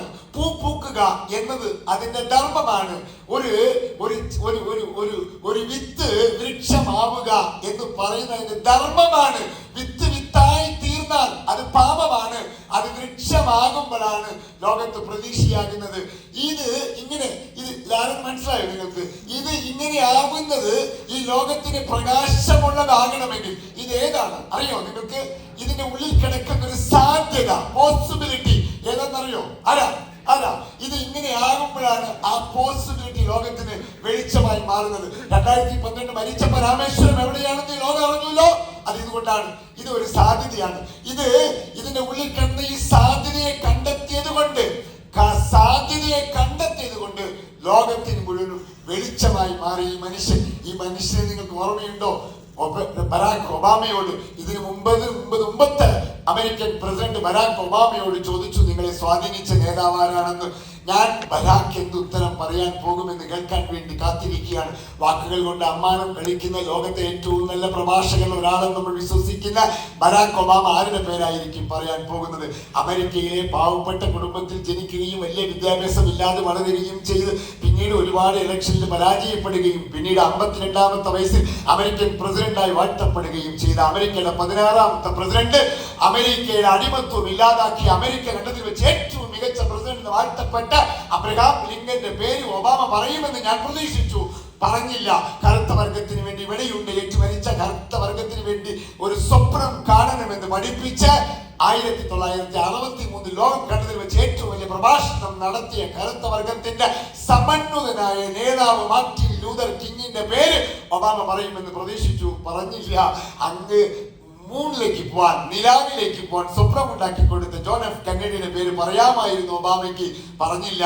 ഒബാമ പറയാണ്, ലോകത്തെ എന്നെ ഏറ്റവും കൂടുതൽ സ്വാധീനിച്ച നേതാവ്, ആ ആഗോള ഭൂപടത്തിൽ ത്രികോണത്തിന്റെ ആകൃതി ഒരു നാടുണ്ട്. 1947 ഓഗസ്റ്റ് മാസം 15 നട്ടപ്പാതിരിക്ക് ആ നാടിന് സ്വാതന്ത്ര്യം കിട്ടിയപ്പോ ആ സ്വാതന്ത്ര്യത്തിന് വേണ്ടി പൊരുതിയ സകല നേതാക്കന്മാരും ഭരണകൂടത്തിന്റെ കസേരയ്ക്ക് വേണ്ടി പോയപ്പോൾ ആ നാടിന് വേണ്ടി ഹിന്ദുവും മുസൽമാനും തല്ലുകൂടി ചാകുന്നത് സഹിക്കാൻ പറ്റാതെ അവന്മാർക്ക് വേണ്ടി പ്രാർത്ഥിച്ചു കൊണ്ടിരുന്ന എല്ലും തോലുമായ ഒരു മനുഷ്യനെ ഓർക്കുന്നുണ്ടോ നിങ്ങൾ? 1948 ജനുവരി മാസം 30-ാം തീയതി വെടിവെച്ചു കൊന്നില്ലേ നിങ്ങൾ? ഈ മനുഷ്യന്റെ പേര് പറഞ്ഞിട്ട് ഒബാമ പറഞ്ഞു എന്നെ സ്വാധീനിച്ചത് ഗാന്ധിയാണെന്ന് പറഞ്ഞപ്പോ ഞാൻ മനസ്സിലാക്കിയത് ഇവിടെ കിടക്കുന്ന ഇതിൽ നിന്ന് ആ സാധ്യത കണ്ടെത്തിയത് കൊണ്ടാണ് ആ മനുഷ്യനെ ലോകം ആരാധിച്ചത് എന്നാണ്. അപ്പൊ ഇതുപോലത്തെ ഒരു സാധനം നിങ്ങളുടെ ഉള്ളിൽ കിടപ്പുണ്ട് എന്നൊരു ചിന്ത വേണ്ടേ? ഇല്ല, ഞാനിങ്ങനെ പാപം ചെയ്യരുത്. നിങ്ങളെ നിങ്ങൾ കണ്ടെത്തിയില്ലെങ്കിൽ നിങ്ങൾ ദൈവത്തിനോട്, നിങ്ങൾ പ്രകൃതിയോട്, നിങ്ങളുടെ അച്ഛനോട്, നിങ്ങളുടെ അമ്മയോട്, ഈ ലോകത്തുള്ള മനുഷ്യന്മാരോട് നിങ്ങൾ ചെയ്യുന്ന പാപമാണ്. ജീവിതം മുഴുക്കം ചായക്കടക്കാരനായി നിന്ന എന്റെ അച്ഛനില്ലേ, കഴിഞ്ഞ ഒരു 9 മാസം മുമ്പ് മാതൃഭൂമി അയച്ചുപത്രം നിങ്ങൾ കണ്ടിട്ടുണ്ടാവും. കണ്ടിട്ടുണ്ടെങ്കിൽ എന്റെ അച്ഛന്റെ പടം, എന്റെ അച്ഛന്റെ കാലിന്റെ പടം കാണായിരുന്നു. എന്റെ അച്ഛന്റെ മുഖത്തിന്റെ പടമല്ല മാതൃഭൂമി പ്രസിദ്ധീകരിച്ചത്, എന്റെ അച്ഛന്റെ കാലിന്റെ പടമാണ്. ആ കാലിനൊരു ചരിത്രമുണ്ട്. 12 വയസ്സിൽ ചായക്കടയിൽ പണിക്ക് നിർത്തി, പഠിക്കാൻ വിട്ടില്ല. 70 വയസ്സ് വരെ ചായക്കടയിൽ പണിയുന്നു. 58 കൊല്ലം ചായ അടിച്ച ഒരു മനുഷ്യൻ എന്റെ അച്ഛൻ. 96 വയസ്സ് എന്റെ കൂടെയാണ് താമസിക്കുന്നത്. 58 കൊല്ലം നിന്ന് ചായ അടിച്ചപ്പോ ദൈവം കുറെ സമ്മാനങ്ങൾ തന്നു. വീർത്തുപോയ കാൽ, വെരിക്കോസ് വെയിൻ ഏറ്റവും കൂടിയ സാധനം, ഇടയ്ക്ക് പൊട്ടിച്ചോര വരും. അത് ഞാൻ ഫോട്ടോ എടുത്ത് വെച്ചിട്ടുണ്ട്. അതാണ് എനിക്ക് ജീവിതത്തിൽ ഏറ്റവും വലിയ പ്രചോദനം. കുട്ടികളോട് പറയും പഠിക്കാതിരിക്കുമ്പോൾ ഉറക്കം വരും എന്ന് പറയും. എനിക്ക് ഒരിക്കലും പഠിക്കാതിരിക്കുമ്പോൾ ഉറക്കം വരില്ല. കാരണം ഉറക്കം വരുന്ന സമയത്ത് പുസ്തകത്തിൽ ഒരു ചിത്രം തെളിഞ്ഞു വരും. തെളിഞ്ഞു വരുന്നത് നിങ്ങൾ കാണുന്ന ഏതോ സുന്ദരിമാരെ സുന്ദരന്റെ പടമൊന്നുമല്ല, വീർത്തുപോയ എന്റെ അച്ഛന്റെ കാലിൽ ചോര ഒലിക്കുന്ന ഒരു അച്ഛന്റെ കാലിൽ എനിക്ക് ഓർമ്മ വരും. ആ കാലിന്റെ ഫോട്ടോ തരുന്ന ഒരു പ്രചോദനം ലോകത്ത് വേറെ ഒന്നിനും കിട്ടില്ല. ഇതുപോലത്തെ ഒരു കഥ എല്ലാ മനുഷ്യനുമുണ്ട്. ആ അച്ഛനും അമ്മയോട് നമ്മൾ തിരിച്ചു ചെയ്യേണ്ട പ്രതികാരം എന്താ നിങ്ങൾ അറിയോ? 2018 AJ ഹോളിൽ നടന്നപ്പോ, AJ ഹോളിൽ ഇതുപോലത്തെ ആയിരക്കണക്കായ ആളുകൾ കൂടിയിരുന്ന സമയത്ത് എന്റെ അച്ഛനെയും ഞാൻ ബാക്കിൽ ഇരിച്ചിട്ടുണ്ടായിരുന്നു. ഓർമ്മയുണ്ടോ? 18 പങ്കെടുത്തവർക്ക് ഓർമ്മയുണ്ടോ? ക്ലാസ് കഴിഞ്ഞപ്പോ അവരെ സ്റ്റേജിൽ വിളിച്ചു കയറ്റിയപ്പോ നിങ്ങൾ എണീറ്റിന്ന് കൈയടിച്ച് ഓർമ്മയുണ്ടോ? ഒരു അച്ഛനും അമ്മയ്ക്ക് കൊടുക്കാവുന്ന ഏറ്റവും വലിയ പുണ്യമാണോ അത്? ഉണ്ടാക്കി കൊടുക്കണമെങ്കിൽ നമ്മുടെ ഉള്ളിൽ കിടക്കുന്ന സാധ്യതയെ കണ്ടുപിടിക്കണ്ടേ? അത് കണ്ടുപിടിച്ചാൽ നിങ്ങളുടെ അച്ഛനെയും നിങ്ങളുടെ അമ്മയോടും ഈ പ്രകൃതിയോടും ഈ ലോകത്തോടും നിങ്ങൾ ചെയ്യുന്ന പുണ്യമായിരിക്കും എന്നാണ്. അത് കണ്ടെത്തണ്ടേ? ഇത് മനസ്സിലായോ? ഈ സ്ഥലം ഏതെന്ന്? ഇത് ഇവിടെ വെച്ച് അവസാനിച്ചില്ല. ഇവിടെ നിന്നൊരു സാധ്യതയുണ്ട്. ആ സാധ്യത എന്തായിരുന്നു? 1976 ഇങ്ങനെയാണ് തുടങ്ങിയത്. യൂബർട്ടിക്കോ എന്ന് പറയുന്ന അമേരിക്കയിലെ ഒരു ഗ്രാമത്തിൽ തുടങ്ങിയ ഒരു സാധനമാണിത്. ഒരു ചെറിയ സ്ഥലത്താണ്. അതിന്റെ സാധ്യത നിങ്ങൾക്ക് എന്താന്ന് മനസ്സിലായോ? ഇത് എവിടെ വെച്ച് അവസാനിച്ചില്ല. ഇതിനൊരു സാധ്യതയുണ്ട്. ആ സാധ്യത ഇതാണ്. ആ ഓഫീസാണ് ഇപ്പൊ ഇങ്ങനെ ആയത്. ഈ ഓഫീസിന്റെ വലിപ്പറിയോ? 28 ലക്ഷം സ്ക്വയർ ഫീറ്റ്. ലോകത്തിന്റെ മുന്നിൽ കിടിലം കൊള്ളിക്കുന്ന ആപ്പിൾ കമ്പനിയുടെ തലസ്ഥാനത്തിന്റെ ഫോട്ടോ ആണിത്. ഇവിടെയാണ് ആപ്പിൾ തുടങ്ങിയത്. ഇവിടെയാണ് ആപ്പിൾ നിൽക്കുന്നത്. ഇതാണ് അന്നത്തെ യാഥാർത്ഥ്യം. ഇതാണ് പോസിബിലിറ്റി, സാധ്യത. ഇവിടെ നിൽക്കുന്ന നമ്മൾ ഇവിടെ എത്തുമോ? അതാണ് ചോദ്യം. ഇതുപോലെ എല്ലാത്തിന്റെ ഉള്ളിലും ഒരു സാധ്യതയുണ്ട്. മനുഷ്യൻ കണ്ടെത്തില്ല. കേരളത്തിൽ ജനിച്ചവർ കൈവക്കും. കൈവക്കണുണ്ടോ? ഇങ്ങനെ പൊക്കും. സത്യം പറഞ്ഞാൽ ഇത്രയും പൊക്കാൻ പറ്റും. നമ്മൾ ഇത്രയും പൊക്കും. ഇതൊക്കെ മതി. ഇങ്ങനെയൊക്കെ പോയാൽ മതി. സാധ്യത ഇതാണ്. എനിക്ക് ഇത്രയും ചെയ്യാൻ പറ്റും, പക്ഷെ ഞാൻ ഇത്രയേ ചെയ്യൂ. എനിക്ക് ഇത്രയും ചെയ്യാൻ പറ്റും, പക്ഷെ ഞാൻ ഇവിടെ വെച്ച് തീരും. അതാണ് പാപം. എനിക്ക് ഇന്ത്യയിൽ ഒരു സാധനം കാണിച്ചില്ല. ഇയാളെ ഓർമ്മയുണ്ടോ നിങ്ങൾക്ക്? ഇയാളെ ഓർമ്മയുണ്ടോ? ഇയാളെ ഓർമ്മയുണ്ടോ നിങ്ങൾക്ക്? 350 സ്ക്വയർ ഫീറ്റ് ആണ്. 350 സ്ക്വയർ ഫീറ്റിൽ തുടങ്ങിയ ഒരു സ്ഥാപനമാണ്. ഇന്ന് ഇന്ത്യ ഭരിക്കുന്നു. ഒറ്റ ബ്രാഞ്ച്, ഒറ്റ ഡിവിഷന്റെ ഹെഡ് ഓഫീസാണ്. ഒറ്റ ഡിവിഷന്റെ ജിയോ എന്ന് പറയുന്ന ഒറ്റ ഡിവിഷന്റെ ഹെഡ് ഓഫീസാണ്. 12 ലക്ഷം സ്ക്വയർ ഫീറ്റ്. ഇവിടെ നിന്ന് ഇവിടേക്ക് എത്തിയത് ഒരു സാധ്യതയാണ്. ഇതുപോലത്തെ ഒരു സാധ്യത നിങ്ങളുടെ ഉള്ളിൽ, എന്റെ ഉള്ളിലുണ്ട്. എന്റെ സാധ്യത എങ്ങനെ വന്നു ഞാൻ കാണിച്ചു തരാം. നോക്കൂ, ഇതെന്റെ 1970കളിലെ വീടാണ്. ഒരു ഓടിട്ട വീട്. തമിഴ്നാട്ടിലൊരു പുറമ്പോക്കിലാണ് വീട്.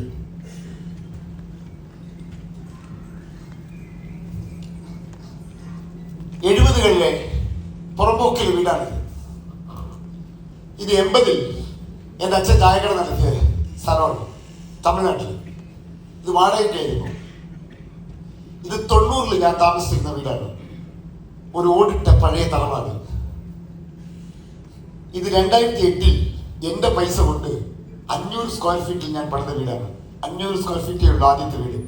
എൻ്റെ പൈസ കൊണ്ട് പണിതാ. വീട്ടിൽ നിന്ന് സ്വത്ത് വാങ്ങിച്ചിട്ടില്ല. 28 സെന്റ് സ്ഥലമുണ്ടായിരുന്നു അമ്മയ്ക്ക്. ഞാൻ എൻ്റെ സഹോദരനോട് പറഞ്ഞു, സ്വത്ത് നിങ്ങൾ എടുത്തോളൂ, അതിനേക്കാൾ വിലപിടിപ്പുള്ള സാധനം എനിക്ക് തന്നേക്കണം പ്ലീസ്. 2 വിലപിടിപ്പുള്ള സാധനം ഞാൻ അവിടെ കട്ടുകൊണ്ട് പോകുന്നു. അതേതാണെന്നറിയോ? ഏതാ? 96 വയസ്സായ അച്ഛനും 86 വയസ്സായ 94 86 വയസ്സായ അമ്മയും. എന്റെ ഓഫീസിലാണ് ജോലിക്ക് വരുമ്പോൾ അച്ഛനായിട്ട് എൽഡേഴ്സ് റൂമിലാണെന്ന് പറഞ്ഞാൽ ഞാൻ അവന് ജോലിക്ക് എടുക്കില്ല, എത്ര മിടുക്കനാണെങ്കിലും. സാധാരണ സ്വന്തം അച്ഛനമ്മയോട് കാണിക്കാത്ത ഒരു ആത്മാർത്ഥതയും അവൻ തൊഴിലിനോട് കാണിക്കില്ലെന്ന് ഞാൻ ഉറച്ചു വിശ്വസിക്കുന്നു. ഇത് 2013 എറണാകുളത്ത് ഞാൻ താമസം മാറ്റിയപ്പോൾ തുടങ്ങിയ ഒരു വാടക വീടാണ്. ഇപ്പൊ ഞാൻ താമസിക്കുന്ന വില്ലയാണിത്. ഞാൻ ആദ്യമായി 2003 വാങ്ങിച്ച കാറാണ് ആക്സെന്റ് ഹുണ്ടായി CRD. ലോൺ മേടിച്ചതാ, കാശൊന്നും ഉണ്ടായില്ല. കാർ മേടിക്കണമെന്ന് ആഗ്രഹം തോന്നിയപ്പോ അനിൽ എന്ന് പറയുന്ന ഒരാളെ വിളിച്ചു. അനിലിന് എന്നെ ഭയങ്കരമായി വിശ്വാസമായി. അനിൽ പറഞ്ഞു എനിക്ക് ലോൺ തരാമെന്ന്. ആ മനുഷ്യനായിട്ട് ഇപ്പോഴും എനിക്ക് ബന്ധമുണ്ട് കേട്ടോ. അപ്പൊ അദ്ദേഹം പറഞ്ഞു ലോൺ തരാം, പക്ഷെ എനിക്ക് കിട്ടുമോ? കാരണം എൻ്റെ അന്ന് ഇൻസ്പെക്ഷനൊക്കെ ഉണ്ട്, വീട് വന്ന് നോക്കിയിട്ടൊക്കെ പൈസ തരുള്ളൂ. പക്ഷെ എൻ്റെ വീട് വന്ന് കണ്ടാൽ 100% ഉറപ്പുണ്ട് എനിക്ക് ലോൺ തരില്ലെന്ന്. പക്ഷെ എനിക്ക് ലോൺ പാസ്സാക്കി തന്നു. ഞാൻ ചോദിച്ചു ഇൻസ്പെക്ഷൻ ആരും വന്നില്ലല്ലോ എന്ന് പറഞ്ഞു. അപ്പൊ പുള്ളി ഓഡിറ്റിങ്ങിനെ വിളിക്കുകയായിരുന്നു. ഓഡിറ്റിങ് ആരും വന്നില്ലല്ലോ എന്ന് പറഞ്ഞു. പുള്ളി പറഞ്ഞു നിങ്ങളുടെ വർത്താനം കേട്ടപ്പോൾ നിങ്ങൾ കോൺഫിഡൻസ് ആയി, ഞാൻ വീട്ടിലേക്ക് ആളെ വിട്ടില്ല, ലോൺ തരാം. ഈ വണ്ടി മേടിച്ചു ഞാൻ സെപ്റ്റംബർ മാസം 3-ാം തീയതി 2003. 10-ാം മാസം ഞാൻ ആ വണ്ടി വിൽക്കേണ്ടി വന്നു. ചെയ്ത പരിപാടിയൊക്കെ പൊളിഞ്ഞു. ഈ വണ്ടി മേടിക്കുന്ന സമയത്ത് എനിക്ക് ഡ്രൈവിംഗ് അറിയില്ലായിരുന്നു. 2003 ഞാൻ വണ്ടി എടുത്തപ്പോൾ എന്നോട് ഹുണ്ടായി ആക്സെന്റ് ഹുണ്ടായി അവിടുത്തെ ഷോറൂമിലെ ആൾ പറഞ്ഞു മധു സാർ നിങ്ങൾ ഇറക്കിക്കോളാൻ പറഞ്ഞു. ഞാൻ പറഞ്ഞു എനിക്ക് വണ്ടി ഓടിക്കാൻ അറിയില്ല. കുഴപ്പമില്ല സാർ, ഞാൻ പറഞ്ഞു തരാൻ കയറിയിരിക്കാൻ പറഞ്ഞു. ഞാൻ കയറിയിരുന്നു. അവൻ അവിടെ നിന്ന് എന്നോട് കാര്യങ്ങളൊക്കെ പറഞ്ഞു. 2 നാരങ്ങ 4 വീലിൽ വെച്ചു, 4 നാരങ്ങ 4 വീലിൽ വെച്ചു. വണ്ടി ഓടിക്കാൻ അറിയാൻ പാടുള്ള റൂഡ് വെക്കേണ്ട ആവശ്യമുണ്ടോ? അപ്പൊ അതിന് മെല്ലെ കയറ്റി ഇറക്കാൻ പറഞ്ഞു. ഞാൻ കയറ്റി ഇറക്കി. അത് കഴിഞ്ഞ് അയാളോട് പറഞ്ഞു ഇനി ഞാൻ ഓടിക്കില്ല, കാരണം നാട്ടുകാർ ജീവിക്കണമെന്ന് എനിക്ക് താല്പര്യമുണ്ട്. അങ്ങനെ എൻ്റെ ബന്ധു വണ്ടി ഓടിച്ചു, ഞാൻ സൈഡ് സീറ്റിലിരുന്നു. എന്നിട്ട് കാറിൽ വഴി വന്നപ്പോൾ ഞാൻ പറഞ്ഞു ഗ്ലാസ് ഇറക്കിടാൻ പറഞ്ഞു. എൻ്റെ കാറിൽ ഞാൻ ഇങ്ങനെ ഇരുന്നു. എന്താ കാരണം? എൻ്റെ വണ്ടി സൗകര്യം പോലെ ഇരിക്കും. കാറിലൂടെ വരുമ്പോൾ ഗ്ലാസ് ഇറക്കിയിട്ടിട്ട് AC കൂട്ടിയിടാൻ പറഞ്ഞു. എന്താ? നാട്ടുകാർ കൂടി AC ഇട്ടിട്ട്. കാരണം ഈ നാട്ടിൽ സൈക്കിൾ ഓടിക്കാൻ ഗതിയില്ലെന്ന് പറഞ്ഞ കുറെ എണ്ണന്മാരില്ലേ, അവന്മാർ നമ്മളെ കാറിൽ പോണ കാണണടാ, ഗ്ലാസ് ഇറക്കിയിടാ. അതിന്റെ പിറ്റേ ദിവസം കൊച്ചിൻ ടവർ എന്ന് പറയുന്ന ഹോട്ടലിൽ ഒരു പ്രോഗ്രാം ഉണ്ട്. സംഗീത് എന്ന ഫ്രണ്ടാണ് വണ്ടി ഓടിച്ചത്. കാലടിന്ന് ആലുവ വരെ. അത് താമസിക്കുന്ന കാലടിയിലാണ്. ഞാൻ ഒന്നും മിണ്ടില്ല, സൈലന്റ് ആയിട്ട് ഇരിക്കുകയായിരുന്നു. ഞാൻ എന്നെ കുറിച്ച് ചിന്തിക്കുകയായിരുന്നു, എന്റെ കൂടെ ഉള്ളവരെ കുറിച്ച് ചിന്തിക്കുകയായിരുന്നു. ഞാൻ ആരും എത്തിയപ്പോൾ സംഗീതനോട് പറഞ്ഞു വണ്ടി എടുത്താൽ പറഞ്ഞു. എന്തിനാണ്? നീ സൈഡ് സീറ്റിലേക്ക് ഞാൻ ഓടിക്കാന്ന് പറഞ്ഞു. അവൻ എടാ നീ ഓടിക്കോ എന്ന് ചോദിച്ചു. ഞാൻ ചോദിച്ചു നിനക്ക് ഇൻഷുറൻസ് ഇല്ലേ? ഉണ്ട്. കുടുംബരക്ഷയോട് കയറിക്കോളാൻ പറഞ്ഞു. നേരെ വണ്ടി കൊണ്ടുവന്ന് ഞാൻ അവിടെ കൊണ്ടുപോയിട്ടു. കൊച്ചിൻ ടവറിൽ പ്രോഗ്രാം തകർത്തു. അതിന്റെ പിറ്റേ ദിവസം AKG സെന്ററിൽ 1000 പേരുടെ പരിപാടിയാണ്. ഒരു ഡ്രൈവർ അറേഞ്ച് ചെയ്തിട്ടായിരുന്നു കൊണ്ടുപോകാൻ. ഞാൻ ഡ്രൈവറെ വിളിച്ച് പറഞ്ഞു വേണ്ട, കോൺഫിഡന്റ് ആയി, വേണ്ടെന്ന് പറഞ്ഞു. അങ്ങനെ ജീവനിൽ കൊതിയില്ലാത്ത 4 പേരെ വണ്ടി കയറ്റി നേരെ ട്രിവാൻഡ്രത്തേക്ക് വിട്ടു. 10-ാം മാസം വണ്ടി കൊടുക്കേണ്ടി വന്നു. 12 ഇടിയാണ് ഇടിച്ചത്. പറഞ്ഞാലുള്ള നെഗറ്റ് പിടിച്ചിട്ടാണ്. ആദ്യത്തെ ഇടി GCDയുടെ മുമ്പിൽ വെച്ചാണ്. ഞാൻ വൈറ്റിലേക്ക് പോകുന്നു. ഒരു ഓട്ടോറിക്ഷക്കാരൻ VC എടുത്തു. ഒരു ഒച്ച കിട്ടും. പുറത്തിറങ്ങി നോക്കുമ്പോൾ കറുത്ത കാറാണ്, പക്ഷെ വെളുത്തിരിക്കുന്നു. ഞാൻ പുറത്തിറങ്ങി നോക്കി. എന്നിട്ട് അവന്റെ മുഖത്ത് നോക്കി. അവൻ സാർ ഞാൻ എന്നൊക്കെ പറഞ്ഞു. ഞാൻ മിടുക്കൻ. അവൻ എനിക്കൊരു നോട്ടം നോക്കി. ആ നോട്ടത്തിനർത്ഥം മനസ്സിലായോ? പ്രാന്തന്മാർക്കും ആക്സെന്റ് കാണും. ശരിക്കും അബദ്ധം പറ്റി. അവന്റെ ഫോൺ നമ്പർ അഡ്രസ് ഞാൻ വാങ്ങണമായിരുന്നു. കാരണം ഇത്രയും കൈപുണ്യമുള്ള ഒരുത്തരം എന്റെ ജീവിതത്തിൽ ഞാൻ കണ്ടിട്ടില്ല. പിന്നീട് രാത്രി 12 മണിക്ക് കളമശ്ശേരി മുമ്പിൽ വെച്ച് ഒരു കറുത്ത പശുവിനെ പൊക്കിയിട്ടിടിച്ചു.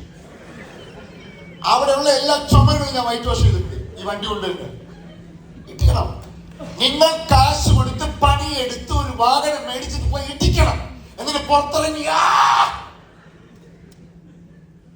ഞാനിങ്ങനെ മാറി മാറി അവസാനം ഒരു വില കൂടിയ വണ്ടി മേടിച്ചു. അപ്പൊ എന്റെ ഭാര്യ പറഞ്ഞു, അഭ്യർത്ഥന എന്താണ്, ഡ്രൈവറെ വെക്കണം. അല്ലോ അതിന്റെ കാശ് പോകില്ലെന്ന് ഞാൻ ചോദിച്ചു. എങ്ങനെ കൂട്ടിക്കിഴിച്ച് നോക്കിയാലും ഡ്രൈവർ വെക്കുന്നതാണ് ലാഭം. ഓറിയന്റൽ ഇൻഷുറൻസ് കോർപ്പറേഷൻ എന്ന് പറയുന്ന സ്ഥാപനം ഇപ്പോഴും എനിക്ക് ഇൻഷുറൻസ് തരില്ല. കാരണം ആ കൊല്ലം നഷ്ടത്തിലായിരുന്നു. ഈ വണ്ടി ഞാൻ എടുത്ത കൊല്ലം ആ കമ്പനി നഷ്ടത്തിലായിരുന്നു. കാരണം അത്ര ഇൻഷുറൻസ് വാങ്ങിച്ചിട്ടുണ്ട്. ഇതാണ് എന്റെ ആദ്യ വാഹനം. 10 മാസം കൊടുത്തു. അത് കഴിഞ്ഞിട്ട് വാങ്ങിച്ച വാഹനമാണ് ഹോണ്ട സിറ്റി. അത് കഴിഞ്ഞിട്ട് ഒരു വാഹനം, ഇതിലേക്ക് സെക്കൻഡ് ഹാൻഡ് ആണ് കേട്ടോ. അത് കഴിഞ്ഞിട്ട് ഒരു വാഹനം മേടിച്ചു, കോർസ എന്ന് പറഞ്ഞിട്ട്. അതും കഴിഞ്ഞിട്ട് വാങ്ങിച്ച വാഹനമാണ് ഡിസൈർ എന്ന് പറയുന്ന വാഹനം. അത് കഴിഞ്ഞിട്ട് ഒരു ഫോക്സ് വാഹനം മേടിച്ചു. അത് കഴിഞ്ഞിട്ട് ആ നിൽക്കുന്ന ആരെന്ന് മനസ്സിലായോ? അടുത്ത സൂപ്പർ സ്റ്റാറാണ്, എന്റെ മോനാണ്. ഞാൻ പറഞ്ഞ ട്രെയിനിങ് പഠിക്കുക, റെഡി ആയിക്കൊണ്ടിരിക്കുകയാണ്. കാരണം ഞാൻ കഴിഞ്ഞാൽ കൂടുതൽ കാശ് മേടിക്കുന്ന ഒരാൾ വേണ്ടേ? അവരെല്ലാം പഠിപ്പിക്കുന്നുണ്ട് എങ്ങനെയാണ് കൂടുതൽ കാശ് മേടിക്കേണ്ടതൊക്കെ പറഞ്ഞു. ഇതാണ് അടുത്ത വണ്ടി. അത് കഴിഞ്ഞപ്പോഴാണ് എന്റെ ഭാര്യയും മക്കളും പറഞ്ഞു, ഈ നിലവാരം പോരാ, ഈ കാണുന്നതാണ് എന്റെ അച്ഛൻ, ഇതാണ് എന്റെ അമ്മ, അതാണ് എന്റെ കുട്ടിച്ചാത്താൻ, അതെന്റെ 2 മക്കൾ. ഇങ്ങനെ ഏതാണ് തൊട്ടടുത്ത് നിങ്ങളുടെ ഭാര്യയാണ് കേട്ടോ, നിങ്ങൾ സെറ്റപ്പാന്ന് വിചാരിക്കരുത്. ഇതാണ് ഇപ്പൊ അടുത്ത വണ്ടി. ഇനിയിപ്പോ അടുത്ത മാസം വേറൊരു വണ്ടി പോകാൻ ഞാൻ പറഞ്ഞത് ചുരുക്കം. ഇതൊക്കെ പോസിബിലിറ്റിയാണ്. എവിടെ വേണമെങ്കിലും എത്താം. പുറംപോക്കിൽ ജീവിച്ച ഒരു മനുഷ്യന് 99 മാർക്കിൽ കണക്ക് വാങ്ങിച്ചിട്ട് എന്റെ അമ്മയോട് പോയി ചോദിച്ചു, അമ്മ എനിക്കൊരു സൈക്കിൾ മേടിച്ച. അമ്മ പറഞ്ഞു, അർഹിക്കാത്ത ആഗ്രഹിക്കരുത്. 15 വയസ്സ് പയ്യനോട് സൈക്കിൾ അർഹിക്കരുത് പറയാൻ അമ്മയ്ക്ക് എന്താ അവകാശം? അമ്മയോട് ചെയ്ത പ്രതികാരമാണ്. ഇനി വാഹനത്തിൽ കയറ്റിയിരുന്നു ഞാൻ അമ്മയോട് പറയും, അമ്മ നെളിഞ്ഞിരിക്കുക സൈക്കിൾ മേടിച്ചു തന്നില്ലല്ലോ. ജീവിതത്തോട് വീശി വാശി എല്ലാം വേണം. അത് ഉള്ളിൽ ഇങ്ങനെ കൊണ്ട് നടക്കണം. വ്യക്തികളോടല്ല, സാഹചര്യങ്ങളോട്. എങ്ങനെ ഈ സാധ്യതയെ കണ്ടെത്തും? ഒന്ന് അന്വേഷിച്ചേക്കാം. തൊട്ടടുത്തോളം ചോദിക്കും, അന്വേഷിച്ചാലോ ചോദിക്കും.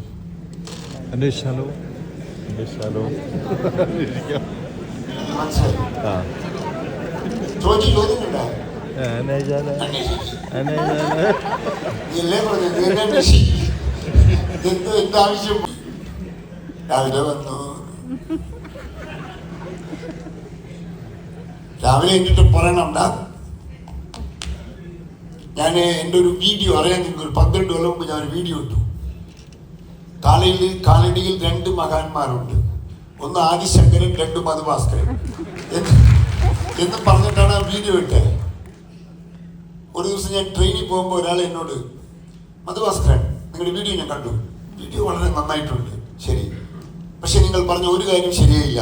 അതെന്താ ശരിയാവാത്തതെന്ന് ചോദിച്ചു. കാലടിയിൽ 2ാമത്തെ മകാനാണെന്ന് നിങ്ങൾ പറഞ്ഞത് ശരിയായില്ല. ആദിശങ്കരന്റെ ഒപ്പമൊക്കെ നിങ്ങൾ നിൽക്കാറായോ എന്ന് അദ്ദേഹം ചോദിച്ചു. ഞാൻ പറഞ്ഞു, നിൽക്കാറായില്ല എന്ന് സാറിനോട് ആരാ പറഞ്ഞത്? ആരുടെ കൂടെ ആര് നിൽക്കണമെന്ന് അവനും തീരുമാനിക്കും. സാർ മിണ്ടായി. ഞാൻ മകാന അല്ലെങ്കിൽ സാർ പറഞ്ഞിട്ടാണോ ഞാൻ തീരുമാനിക്കുന്നത്? ഞാൻ മകനാണ്. ആ വിശ്വാസമാണ് ചായക്കടക്കാരന് ലക്ഷങ്ങൾ കൊടുത്ത് നിങ്ങൾ വിളിക്കാൻ ഏക കാരണം. ഒരു ബാക്ക്ഗ്രൗണ്ടും ഇല്ല, ഒരു വിദ്യാഭ്യാസമില്ലാത്ത കുടുംബത്തിൽ, ഒരു സപ്പോർട്ടും ഇല്ലാത്ത കുടുംബത്തിൽ നിന്ന് ചോദിച്ച പൈസയും മേടിച്ച് ഇവിടെ വരാൻ ഏക കാരണം ആ ഉള്ളി കിടക്കുന്ന സറ്റ സാധനമുണ്ട്. നമ്മളോടുള്ള നമ്മുടെ വിശ്വാസം, കെട്ടടങ്ങാത്ത വിശ്വാസം. നിങ്ങൾ എന്നെ താഴോട്ട് പോയെന്ന് പറയുന്ന സമയത്തല്ല, ഉയർത്തെഴുന്നേൽക്കാനുള്ള ഒരു സാധനം ഉള്ളിൽ നിന്ന് വരും. അതാണ് വേണ്ടത്. ഏതെല്ലാം നിങ്ങളെ അവഗണിച്ചു വിടുന്നോ അവിടെയെല്ലാം കയറി പ്രതികാരം ചെയ്യണമെന്നാണ് ജീവിതം. ആ പ്രതികാരം വ്യക്തികളോട് ആവരുതെന്ന് മാത്രമേ ഉള്ളൂ. വ്യക്തികളോട് പ്രതികാരം തോന്നിയാൽ പിന്നെ നിങ്ങൾ അസ്വസ്ഥനാകും. വ്യക്തികളോടല്ല പ്രതികാരം തോന്നേണ്ടത്, സാഹചര്യങ്ങളോടാണ്. കാരണം നമ്മുടെ സാഹചര്യങ്ങൾ മോശമായത് കൊണ്ടാണ് അവർ നമ്മളെ അവഗണിച്ചത്. നമ്മുടെ സാഹചര്യങ്ങൾ മെച്ചപ്പെടുത്തിയാൽ അവർ നമ്മളെ സ്വീകരിക്കാതിരിക്കാനുള്ള തരമില്ല എന്ന് ചിന്തിക്കണം. ഒരിക്കൽ അച്ഛനും അമ്മയും ഞാനും ഒരു കല്യാണ വീട്ടിൽ പോയി, ബന്ധുക്കളുടെ കല്യാണ വീട്ടിൽ പോയാൽ അറിയാലോ. ബന്ധുക്കളുടെ കല്യാണ വീട്ടിൽ പോയപ്പോൾ 2 കസേര ഒഴിഞ്ഞ് കിടപ്പുണ്ടായിരുന്നു. അച്ഛനും അമ്മയും ഇരിക്കാൻ നോക്കിയപ്പോൾ ഇവന്മാർ കസേര മാറ്റിയിട്ടു. കാരണം കാശുള്ളവർക്ക് ഇരിക്കാൻ വേണ്ടി കസേര മാറ്റപ്പെട്ടു. അന്ന് കാശില്ലാത്തതിന്റെ പുറത്ത് കല്യാണം എന്റെ അച്ഛനും അമ്മയും നിന്ന് കണ്ടു. ഞാൻ എന്റെ അച്ഛനമ്മയും നിന്ന് കണ്ടു. കാരണം എന്റെ അച്ഛനും അമ്മയ്ക്ക് കാശില്ലാത്തതിന്റെ പുറത്ത് കസേര തരാത്ത ബന്ധുവിനെ എനിക്ക് നല്ല ഓർമ്മയുണ്ട് സാറേ. ആ ഓർമ്മയാണ് എനിക്ക് ശബ്ദം തന്നത്. ആ ഓർമ്മയാണ് 31 കൊല്ലം എന്നെ പിടിച്ചു നിർത്തിയത്. ഇന്നലെ ഞാൻ ദുബായിൽ നിന്ന് വന്നതാണ്. ദുബായിൽ നിന്ന് വന്നപ്പോ എനിക്ക് സുഖമില്ലായിരുന്നു. ഇന്ന് രാവിലെ 9 മണി വരെ ഞാൻ കിടക്കായിരുന്നു. ഞാൻ ഒരു ഗുളിക കഴിച്ചു. എന്റെ ഭാര്യ പറഞ്ഞു, എന്താ ഇങ്ങനെ പോണ എന്താ? എന്നെ 2-3 പേരെ കൂടെ കൊടുത്തു വിട്ടു. ചൂടുവെള്ളം കൊടുത്തു. പോണെന്ന് നോക്കൂ. ഞാൻ പറഞ്ഞു അവരോട്, ഒന്നും പേടിക്കണ്ട, ക്ലാസ്സിൽ കയറിയ എന്റെ പനിയും മേലുവേദനയും എല്ലാം പോകും. സാധനം എന്താണെന്നറിയോ? ഉള്ളിൽ കിടക്കുന്ന മറ്റേ കാഴ്ചയുണ്ടല്ലോ, കാശില്ലാത്തതിന്റെ പുറത്ത് എന്റെ അപ്പനെ അമ്മയെ നിർത്തിയ ബന്ധുവിനെ ഓർമ്മയുണ്ടല്ലോ, ആ ഓർമ്മയാണ് ശക്തി. നിങ്ങൾക്ക് ഓർമ്മയുണ്ടോ അതുപോലത്തെ ഒരു സാധനം? നിങ്ങളെ അവഹേളിച്ചവരെ, കാശില്ലാത്തതിന്റെ പുറത്ത്, ഒരു വകുപ്പില്ലാത്തതിന്റെ പുറത്ത് അവഹേളിച്ചവരെ ഓർമ്മയുണ്ടോ? ഓർമ്മയുണ്ടെങ്കിൽ ശക്തി വരും. അല്ലെങ്കിൽ എങ്ങനെ സ്നേഹത്തോടു കൂടി പോയാൽ എനർജി ഉണ്ടാകും. സ്നേഹമില്ലാത്ത സ്ഥലത്ത് എനർജി ഉണ്ടാകില്ല. ചെയ്യുന്ന ജോലിയെ സ്നേഹിച്ച് ചെയ്ത ഒരുത്തിന് എനർജി ഉണ്ടാകും. താനെന്തിനാണോ LIC ഓഫീസറായത്? വേറെ ഒരു പണിയൊന്നും കിട്ടില്ല സാറേ, അവസാനം നിലയ്ക്ക് വന്നതാ. ഇയാൾക്ക് എങ്ങനെ എനർജി ഉണ്ടാവുക? ഒരു കാര്യം ചെയ്യുമ്പോൾ അതിനെ സ്നേഹിച്ച് ചെയ്യണ്ടേ? സ്നേഹമുള്ള സ്ഥലത്താ എനർജി ഉണ്ടാവുക. ഞാൻ എപ്പോഴും പറയും, കാമുകിയോട് കാമുകൻ പറഞ്ഞു 4 മണിക്ക് ഇന്ന ജംഗ്ഷനിൽ കാണാന്ന് പറഞ്ഞു. കാമുകൻ എങ്ങനെയായിരിക്കും പോവുക? ഇങ്ങനെയാ പോവുക അല്ലെ? എന്താ കാരണം? അവിടെ സ്നേഹമുണ്ട്, അതുകൊണ്ട് എനർജി ഉണ്ട്. കല്യാണം കഴിഞ്ഞ് 15 കൊല്ലായി. ഭാര്യ ഒരു ജംഗ്ഷനിൽ നിൽക്കാൻ പറഞ്ഞ് ഭർത്താവ് എങ്ങനെയായിരിക്കും പോവുക? വന്നിട്ടുണ്ടാവോ സൈത്താൻ.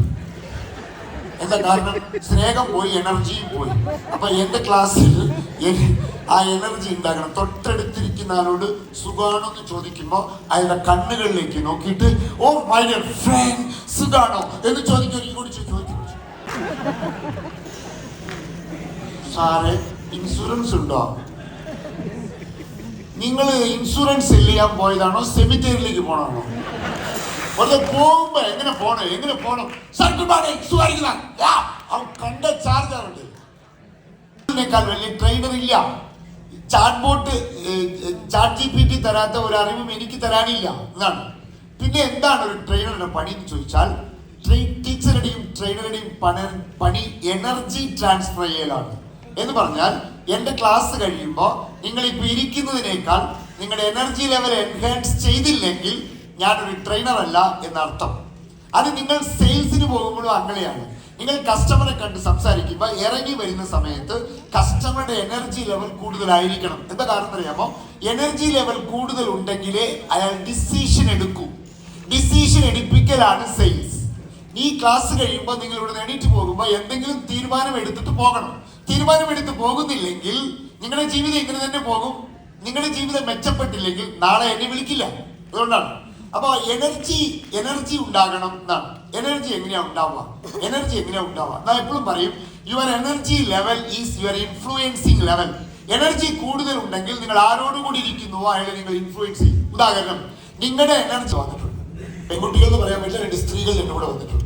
പെൺകുട്ടികൾ എന്ന് പറഞ്ഞാൽ അവർക്ക് ദേഷ്യം വരും. കുട്ടികൾ എന്ന് വിളിക്കാൻ നീയുടെ പുള്ളി. ഒരാളുടെ പേര് ജൂഡിനെ 1996 ഞാൻ കൊറിയറിൽ ജോലി ചെയ്യുമ്പോൾ എൻ്റെ സീനിയറായിരുന്നു ജൂഡി. അന്ന് ജൂഡി അവിടെ ജോലി ചെയ്യുന്നു, ഞാൻ അവിടെ ജോലിക്ക് കയറുന്നു. ജൂഡിയോട് അന്നും ഇന്നും എനിക്ക് ബഹുമാനമാണ്. കാരണം ജൂഡി എന്നേക്കാൾ തടിയുള്ളതുകൊണ്ട്. അപ്പൊ ജൂഡി അവിടെ ഇരുന്നപ്പോൾ ഞാൻ അവിടെ ജോലിക്ക് കയറുന്നു. ഞാൻ അന്ന് ജൂഡിയുടെ വലിയ പ്രത്യേകത ഉണ്ട്. ജൂഡി ഭയങ്കരമായി അധ്വാനിക്കും, ഭയങ്കര ഹാർഡ് വർക്കാണ്. അത് അന്ന് ഇന്നും. അങ്ങനെ ജൂഡി ഞാൻ പണിയെടുത്തു. ഞാൻ കുറച്ചു കാലം കഴിഞ്ഞപ്പോൾ കൊറിയറിൽ നിന്ന് പോന്നു. എൻ്റെ ജീവിതവുമായി ഞാൻ മുന്നോട്ട് പോയി. ജൂഡി വേറെ പല സ്ഥാപനങ്ങളിൽ ഇങ്ങനെ പണിക്ക് പോയി. അങ്ങനെ ജൂഡി ഒരു ട്രാവൽ ഏജൻസിയിൽ ജോലി ചെയ്തു 15 കൊല്ലം. കോവിഡ് വന്നപ്പോൾ ആ ട്രാവൽ ഏജൻസിയിൽ ജൂഡിക്ക് ജോലി നഷ്ടപ്പെട്ടു. അപ്പോൾ ജൂഡി എന്നെ വിളിച്ചിട്ട് പറഞ്ഞു, അന്ന് ഞാൻ ജീവിതത്തിൽ ഇങ്ങനെയൊക്കെ ആയി, ഒരു ട്രെയിനറൊക്കെ ആയി, കുറച്ച് കണക്ഷൻസ് ഒക്കെ ആയി. അപ്പോൾ ജൂഡി എന്നോട് ചോദിച്ചു എവിടെയെങ്കിലും ഒരു ജോലി മേടിച്ചു തരാൻ പറ്റും. അങ്ങനെ ഞാൻ എനിക്ക് പരിചയമുള്ള ട്രെയിനിൻ്റെ അടുത്ത് ജൂഡിയെ ജോലിക്ക് വിട്ടു. ജോലി അക്കൗണ്ടന്റ് ജോലിയാണ് കേട്ടോ, കണക്കെഴുതുന്ന ജോലിയാണ്. അങ്ങനെ വിട്ടു. 1.5 കൊല്ലം അവിടെ പണിയെടുത്തപ്പോൾ ജൂഡി അവിടെ തിരിച്ചു പോകുന്നു. കാരണം ആ സ്ഥാപനം എനിക്ക് ചെയ്യാൻ പറ്റുന്നില്ല, ഭയങ്കര പ്രശ്നമാണ് അവിടെ എന്ന് പറഞ്ഞ് ജൂഡി തിരിച്ചു വന്നു. എന്നിട്ട് ജൂഡി എന്നോട് പറഞ്ഞു, വേറെ എവിടെയെങ്കിലും ഒരു ജോലി ഏർപ്പെടുത്തി തരണം എന്ന് പറഞ്ഞു. അപ്പം ഞാൻ അന്ന് എൻ്റെ സ്ഥാപനത്തിൽ അക്കൗണ്ടന്റ് ജോലിയുടെ ഒഴിവുണ്ട്. അപ്പം ഞാൻ പറഞ്ഞു, എൻ്റെ സ്ഥാപനത്തിൽ അക്കൗണ്ടന്റ് ജോലി ഒഴിവുണ്ട്, താല്പര്യം ഉണ്ടെങ്കിൽ നമ്മുടെ കൂടെ വിളിക്കുന്നു. ശരി നിൽക്കാം എന്ന് ജൂഡി നമ്മുടെ കൂടെ നിന്നു. അപ്പൊ എൻ്റെ തലയിൽ ഒരു സാധനം, ഞാൻ എപ്പോഴും ഒരാളെ കണ്ടാൽ അയാളുടെ സാധ്യത കാണും. അയാളുടെ യാഥാർത്ഥ്യത്തിന്റെ അപ്പുറത്ത് അയാളുടെ ഒരു സാധ്യത കാണും. സാധ്യതയാണ് നമ്മളെ പ്രചോദിപ്പിക്കുന്നത്. അപ്പൊ ഞാൻ ജോലിയോട് പറഞ്ഞു, ജോലി ഒരു അക്കൗണ്ടന്റ് ജോലി ചെയ്താൽ ഒരു പരിമിതിയുണ്ട്. കാരണം നിനക്ക് ഞാൻ തരുന്ന ശമ്പളം 20,000 രൂപയാണ് എങ്കിൽ അത് ചിലപ്പോൾ 22 ആകും, ചിലപ്പോൾ 24 ആകും, 25 ആയേക്കാം. അങ്ങനെ പോകും. ലിമിറ്റഡ് ആണ്. അതുകൊണ്ട് നീ ആവശ്യക്കാരിയാണ്. നിനക്ക് വളരണമെങ്കിൽ ഞാനൊരു വഴി പറഞ്ഞു തരാം. അക്കൗണ്ടിങ് ജോലി കഴിഞ്ഞതിന് ശേഷം ബാക്കിയുള്ള സമയത്ത് സെയിൽസ് ചെയ്യാൻ കഴിയുമെങ്കിൽ ഇൻസെന്റീവ് തരാം എന്ന് പറഞ്ഞു. ഇപ്പൊ ജൂഡി ആദ്യം തന്നെ പറഞ്ഞു, അയ്യോ ഞാൻ ഇന്ന് വരെ 40 വയസ്സായി, ഇന്ന് വരെ ഞാൻ സെയിൽസ് നടത്തിയിട്ടില്ല, എനിക്ക് പരിചയമില്ല, എനിക്ക് വേണ്ട എന്ന് പറഞ്ഞു. ഞാൻ ജൂഡിയോട് പറഞ്ഞു, ജൂഡി നന്നായി ആളുകളുമായി ഇടപഴകും, ആളുകളുമായി ചിരിച്ച് വർത്താനം പറയും. ഈ ഒറ്റ ക്വാളിറ്റി മതി, പിന്നെ അധ്വാനം ചെയ്യും. ഈ 2 ക്വാളിറ്റി മതി. സെയിൽസ് ഞാൻ നിന്നെ പഠിപ്പിക്കാം, നീ പാർട്ട് ടൈമായി സെയിൽ ചെയ്യും, നിനക്ക് ഞാൻ ഇൻസെന്റീവ് തരാം എന്ന് ജൂഡിയോട് ഞാൻ പറഞ്ഞു. ജൂഡി അത് സമ്മതിച്ചു. ജൂഡി പിന്നെ സെയിൽസ് നടത്താൻ തുടങ്ങി. ജൂഡി എത്ര കാണിച്ചു കൊടുത്തിരുന്നു അറിയോ നിങ്ങൾക്ക്? കഴിഞ്ഞതിന് മുമ്പത്തെ മാസം ജൂഡി എൻ്റെ കയ്യിൽ നിന്ന് വാങ്ങിച്ച ഇൻസെന്റീവ് എത്രയാണെന്നറിയോ നിങ്ങൾക്ക്? 2,16,000 രൂപ. ഇനി അതിന് മുമ്പത്തെ ക്വാർട്ടറിൽ ജൂഡിയുടെ അടുത്ത് വാങ്ങിച്ച എത്രയാണെന്നറിയോ? 2,38,000 രൂപ. ജൂഡി ഇപ്പൊ എന്നോട് പറഞ്ഞേക്കണെന്നറിയോ? ഈ വരുന്ന ജനുവരിയിൽ ജൂഡിയുടെ ഇൻസെന്റീവ് 4 ലക്ഷം രൂപ വേണം. ജൂഡി ഇത് മുൻകൂട്ടി എഴുതി വെക്കും. 4 ലക്ഷം രൂപയുടെ പ്ലാനിങ് ഉണ്ടാക്കി വെക്കും. എന്നിട്ട് 4 ലക്ഷം രൂപ മേടിച്ചോണ്ട് പോകും. ഞാൻ പറഞ്ഞത്, ഒരു അക്കൗണ്ടന്റിന്റെ ഉള്ളിൽ കിടന്ന ഒരു സാധ്യതയെ നമ്മൾ കണ്ടെത്തിയപ്പോ നമുക്കത് എത്ര ഗുണകരമായി മാറി. ഇതാണ് ഒരാളുടെ കഥ. വേറൊരാളുടെ കഥ. ഒരു പൊക്കം, ഞങ്ങൾ കൊച്ചെന്നാ വിളിക്കാം, ഒരു കൊച്ചു പെൺകുട്ടി പോലെ എൻ്റെ ഓഫീസിൽ ആദ്യമായി ജോലിക്ക് കയറി വന്നതാണ്. ആദ്യത്തെ 4 മാസം സെയിൽസിലാണ് വന്നത്. ആദ്യത്തെ 4-5 മാസം ഒരു റിസൾട്ടും ഇല്ല. അപ്പൊ നമ്മൾ പറഞ്ഞു, ഇങ്ങനെ പോയാൽ എങ്ങനെ ചെയ്യും, ഒന്നും വരുന്നില്ലല്ലോ എന്ന് പറഞ്ഞു. ഇല്ല സാർ, ഞാൻ ചെയ്യാം സാർ. അവളിങ്ങനെ പഠിച്ചെടുത്തു നന്നായി ചെയ്യുന്നുണ്ട്. ഈ ജൂഡിയും ഈ പറഞ്ഞ പെൺകുട്ടിയും സൊണാലിയും കിടപിടിക്കും. ജൂഡി 10 ക്ലോസ് ചെയ്താൽ ജൂഡി 16. സൊണാലി 16 ചെയ്താൽ ജൂഡി 17. രണ്ടുപേരും എന്റെ ബിസിനസിന്റെ 75% കൊണ്ടുവരുന്നത് ഈ 2 പേരാണ്. എന്റെ ബിസിനസിന്റെ 70% കൊണ്ടുവരുന്നത് ഈ 2 പേരാണ്. ഇനി ഒരു കാര്യം കൂടെ അറിയും. ഈ സൊനാലിയോട് ഖത്തറിലുള്ളൊരു ബിസിനസ്സുകാരൻ, ഞങ്ങൾ കുറെ ബിസിനസ്സുകാരുമായിട്ടാണല്ലോ ഇടപെടൽ. അപ്പൊ അവര് നമ്മുടെ കുട്ടികളുടെ കഴിവ് കാണുമ്പോൾ ഇവിടുന്ന് പൊക്കിയെടുക്കാൻ നോക്കും. അപ്പൊ ഖത്തറിലുള്ളൊരു ബിസിനസ്സുകാരൻ സൊനാലിക്ക് ഒരു ഭയങ്കര ഓഫർ കൊടുത്തു. നമുക്കിങ്ങനെ ഒരു ജോലി തരാം, നിന്റെ ഫോളോ അപ്പ് എന്ത് ഫോളോ അപ്പ് ആണ് എന്ന് പറഞ്ഞ് ജോലി കൊടുത്തു. വലിയൊരു ഓഫറൊക്കെ വെച്ചു. അപ്പൊ സൊനാലി തിരിച്ചൊരു മറുപടി ഇട്ടു. ആ മറുപടിയാണ് നമുക്ക് തന്ന ഏറ്റവും വലിയ അംഗീകാരം. എന്താ മറുപടി എന്നറിയോ? ഡിയർ സാർ, എൻ്റെ ഗോളും എൻ്റെ കമ്പനിയുടെ ഗോളും ഞാൻ അലൈൻ ചെയ്തു. അതുകൊണ്ട് എനിക്ക് ഇപ്പോൾ ഇവിടെ നിന്ന് വരേണ്ട ആവശ്യമില്ല. സാറിന് അങ്ങനത്തെ ഒരു ജോലിക്ക് ആളെ വേണമെങ്കിൽ എൻ്റെ ഫ്രണ്ട്സിൽ ആരെങ്കിലും ഞാൻ റെക്കമെൻഡ് ചെയ്യാം. അത് പറഞ്ഞു, വേണ്ട, നിനക്കെന്ന് മതി. ഞാൻ പറഞ്ഞതിന്റെ ചുരുക്കം, ഇതുപോലത്തെ ഒരു സാധനം സൊനാലിയോ ജൂഡിയോ നിങ്ങളുടെ പരിസരത്തോ എവിടെയൊക്കെ കാണും. അവരെയും കൂടെ കൂട്ടണം. നിങ്ങൾ വളരുമ്പോൾ അവരും വളരും. അല്ലാണ്ട് ഒറ്റയ്ക്ക് തിന്നരുത്. കുറച്ചുപേരെ കൂടെ കൂട്ടണം. അവർ നമ്മളെ മുന്നോട്ട് കൊണ്ടുപോകും. അവരോട് പറഞ്ഞാൽ മതി. രാത്രി 12 മണിക്ക് വിളിച്ച് സെയിൽസുമായി ബന്ധപ്പെട്ട് സംശയം ചോദിക്കും. അവർ പറഞ്ഞു, രാത്രി 12 മണിക്ക്. ഞാൻ 10 മണിക്ക് കിടന്നുറങ്ങും. അവർ 12 മണിക്ക് ഉറങ്ങില്ല. നന്മയുള്ള ഒരുപാട് ആളുകൾ നമ്മുടെ കൂട്ടത്തിലുണ്ട്. കൂടെ നിർത്തും. പക്ഷെ നമ്മൾ വളരുമ്പോൾ അവരെയും വളർത്തണം. നമ്മൾ ചിക്കൻ ബിരിയാണി കഴിക്കുമ്പോൾ അവർക്കും ചിക്കൻ ബിരിയാണി മേടിച്ചു കൊടുക്കണം. അല്ലാണ്ട് നമ്മൾ ചിക്കൻ ബിരിയാണി അവർക്ക് വെജിറ്റേറിയൻ ബിരിയാണി മേടിച്ചു കൊടുക്കരുത്. നമ്മൾ ബെൻസിൽ ഇരുന്നിട്ട് അവരെ മറ്റേ വണ്ടിയിൽ വിടരുത്. അവർ നമ്മുടെ കൂടെ ഉണ്ടാകും. അങ്ങനെയുള്ള കുറച്ചുപേരെ കണ്ടുപിടിക്കണം. എങ്കിലേ ബിസിനസ്സുകാരനാകും. ഇല്ലെങ്കിൽ രാത്രി പകൽ ഈ ഓട്ടം തന്നെ ഒറ്റയ്ക്ക് ഈ ഓട്ടം തന്നെ രാവിലെ തൊട്ട് രാത്രി വരെ. എന്തിനാണ് ക്ലോസ് ചെയ്യാൻ? എന്തിനാണ് അപ്ലിക്കേഷൻ കൊടുക്കാൻ? എന്തിനാണ് മറ്റത് പിടിപ്പിക്കാൻ? എന്തിനാണ് ഇതിന് എല്ലാം കഴിയാണ്? നിങ്ങളെ ബാലചന്ദ്രൻ പൂരിപ്പിക്കണം, നിങ്ങൾ കൊടുക്കണം, നിങ്ങൾ പൈസ മേടിക്കണം, നിങ്ങൾ ചെക്ക് കൊണ്ട് കൊടുക്കണം, നിങ്ങൾ പ്രീമിയം റിന്യൂ ചെയ്യാൻ പോകണം, നിങ്ങൾ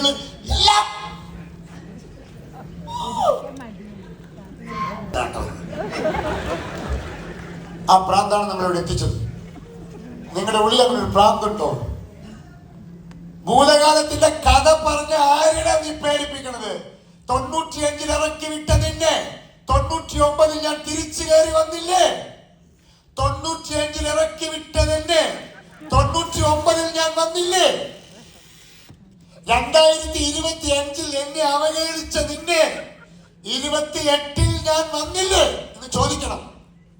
അല്ലാണ്ട അവഹേളിച്ചോ, ഇങ്ങനെയൊന്നും ചെയ്യേണ്ട ഒരു ആവശ്യം ഉണ്ടായിരുന്നില്ല.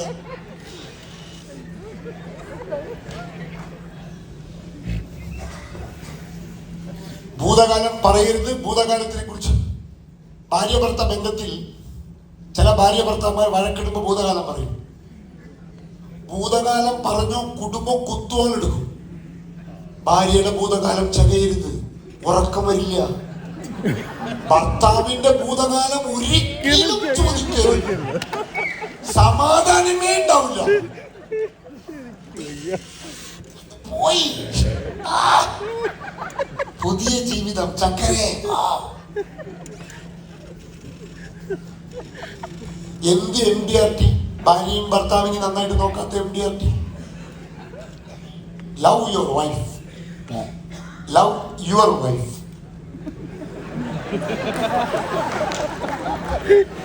Love your husband. സ്നേഹിക്കൂ. നൈബേഴ്സ് വൈഫ്, ഭാര്യ സ്നേഹിക്കും. എന്നോട് പറഞ്ഞു ചോദിക്കും, മധുമാസം ഏത് നേരം യാത്രയാണല്ലോ. അതെ, പക്ഷേ ഞാൻ എൻ്റെ ഭാര്യയ്ക്ക് മക്കൾക്ക് കൊടുക്കുന്നത് ക്വാളിറ്റി ടൈമാണ്, ക്വാണ്ടിറ്റി ടൈം അല്ല. രണ്ടും തമ്മിൽ വ്യത്യാസം അറിയോ നിങ്ങൾക്ക്? ക്വാണ്ടിറ്റി ടൈം എന്ന് പറഞ്ഞാൽ ഭാര്യയുടെ 12 മണിക്കൂർ ഇരിക്കും, 130 കോൾ ചെയ്യും. 12 മണിക്കൂർ ഭാര്യയുടെ കൂടെ ഇരിക്കും, 130 കോൾ ചെയ്യും. അതിന്റെ പേര് ക്വാണ്ടിറ്റി ടൈം എന്നാണ്, ക്വാളിറ്റി ടൈം അല്ല. 1 മണിക്കൂർ ഇരുന്നാലും അതൊരു ഇരിപ്പായിരിക്കണം. ഞാനൊക്കെ എൻ്റെ ഭാര്യയും കൊണ്ട് ഈ എറണാകുളത്ത് ഏതെങ്കിലും 5 സ്റ്റാർ ഹോട്ടൽ റൂം എടുക്കും. സ്വിമ്മിംഗ് പൂള് കണ്ടാൽ എൻ്റെ ഭാര്യയ്ക്ക് മക്കൾക്ക് ഭ്രാന്താണ്. അതുങ്ങൾ വെള്ളത്തിൽ ട്രൗസറൊക്കെ ഇറങ്ങിയിട്ട് നിങ്ങൾ വെള്ളത്തിൽ ഇറങ്ങും. ഇതുങ്ങൾ എനിക്കും ഒരു ട്രൗസർ ഇട്ട് വെള്ളത്തിൽ ഇറക്കും. ഞാനൊക്കെ ട്രൗസർ ഇട്ട് പോണ കാഴ്ച ചിന്തിച്ചു. നമ്മൾ നീന്തും, ഇത് കഴിഞ്ഞ് തോർത്തി വന്ന് ഭക്ഷണം കൊടുത്ത് പിള്ളേരെ കിടത്തി ഉറക്കും. എന്നിട്ട് ഞങ്ങൾ റൂമിൽ ലൈറ്റ് ഡിമ്മാക്കും. അതൊക്കെ നിങ്ങൾ ചെയ്തു നോക്കൂ, ഭയങ്കര എഫക്റ്റീവാണ്. ഡിമ്മാക്കിയിട്ട് മുഖത്തോട് മുഖം നോക്കി നമ്മൾ കുറേ പറയും, നിന്നെപ്പോലൊരു സുന്ദരിയെ എൻ്റെ ജീവിതത്തിൽ ഞാൻ കണ്ടിട്ടില്ല, എൻ്റെ ജീവിതത്തിനെ മാറ്റാൻ വന്ന മാലാകയാണ് നീ. കാരണം ലൈറ്റ് ഡിമ്മായതുകൊണ്ട് നമുക്ക് എന്തും പറയാം.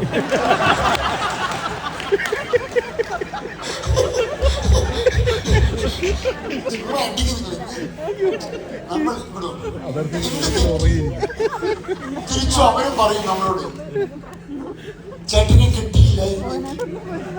അപ്പൊ നമ്മളും ഒരു അങ്ങനെ നിങ്ങൾ ഞാനങ്ങനെ ചെയ്യും.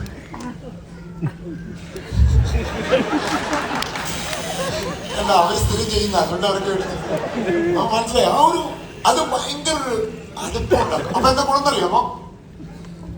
അടുത്ത 3 മാസം നിങ്ങൾ എവിടെ പോയാലും നിങ്ങൾ അന്വേഷിക്കില്ല. സീരിയസ്. ഞാൻ ഇപ്പൊ അർമേനിയ പോയിട്ട് വന്ന് 2 ദിവസം കഴിഞ്ഞപ്പോൾ തിരികെ പോയി ദുബായി പോയിട്ട് 21 തിരികെ ചൈനയ്ക്ക് പോകണം 14 ദിവസം. എന്റെ ഭാര്യയ്ക്ക് ഭയങ്കര സന്തോഷമാണ്. ആ ഒരു ദിവസം ആ ഡിം ലൈറ്റ്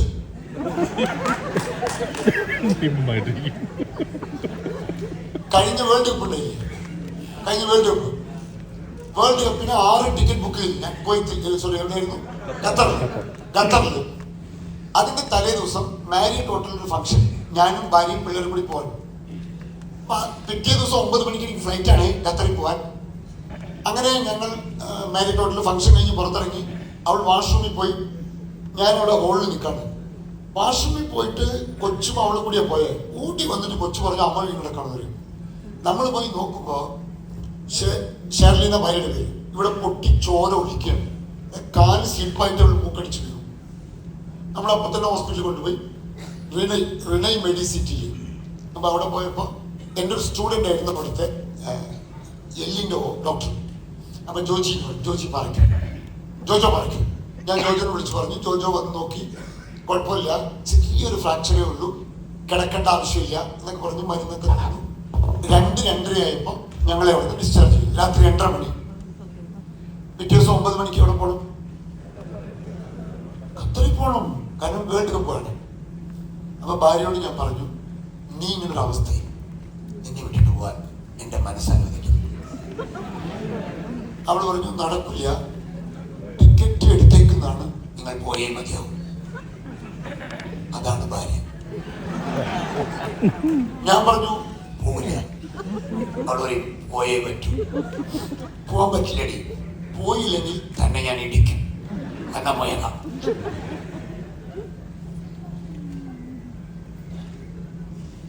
സാറേ, ഒരു കാര്യം മനസ്സിലാക്കിക്കോളൂ, നിങ്ങൾക്ക് എന്തെങ്കിലും കിട്ടണമെങ്കിൽ നിങ്ങൾ എന്തെങ്കിലും കൊടുക്കണം.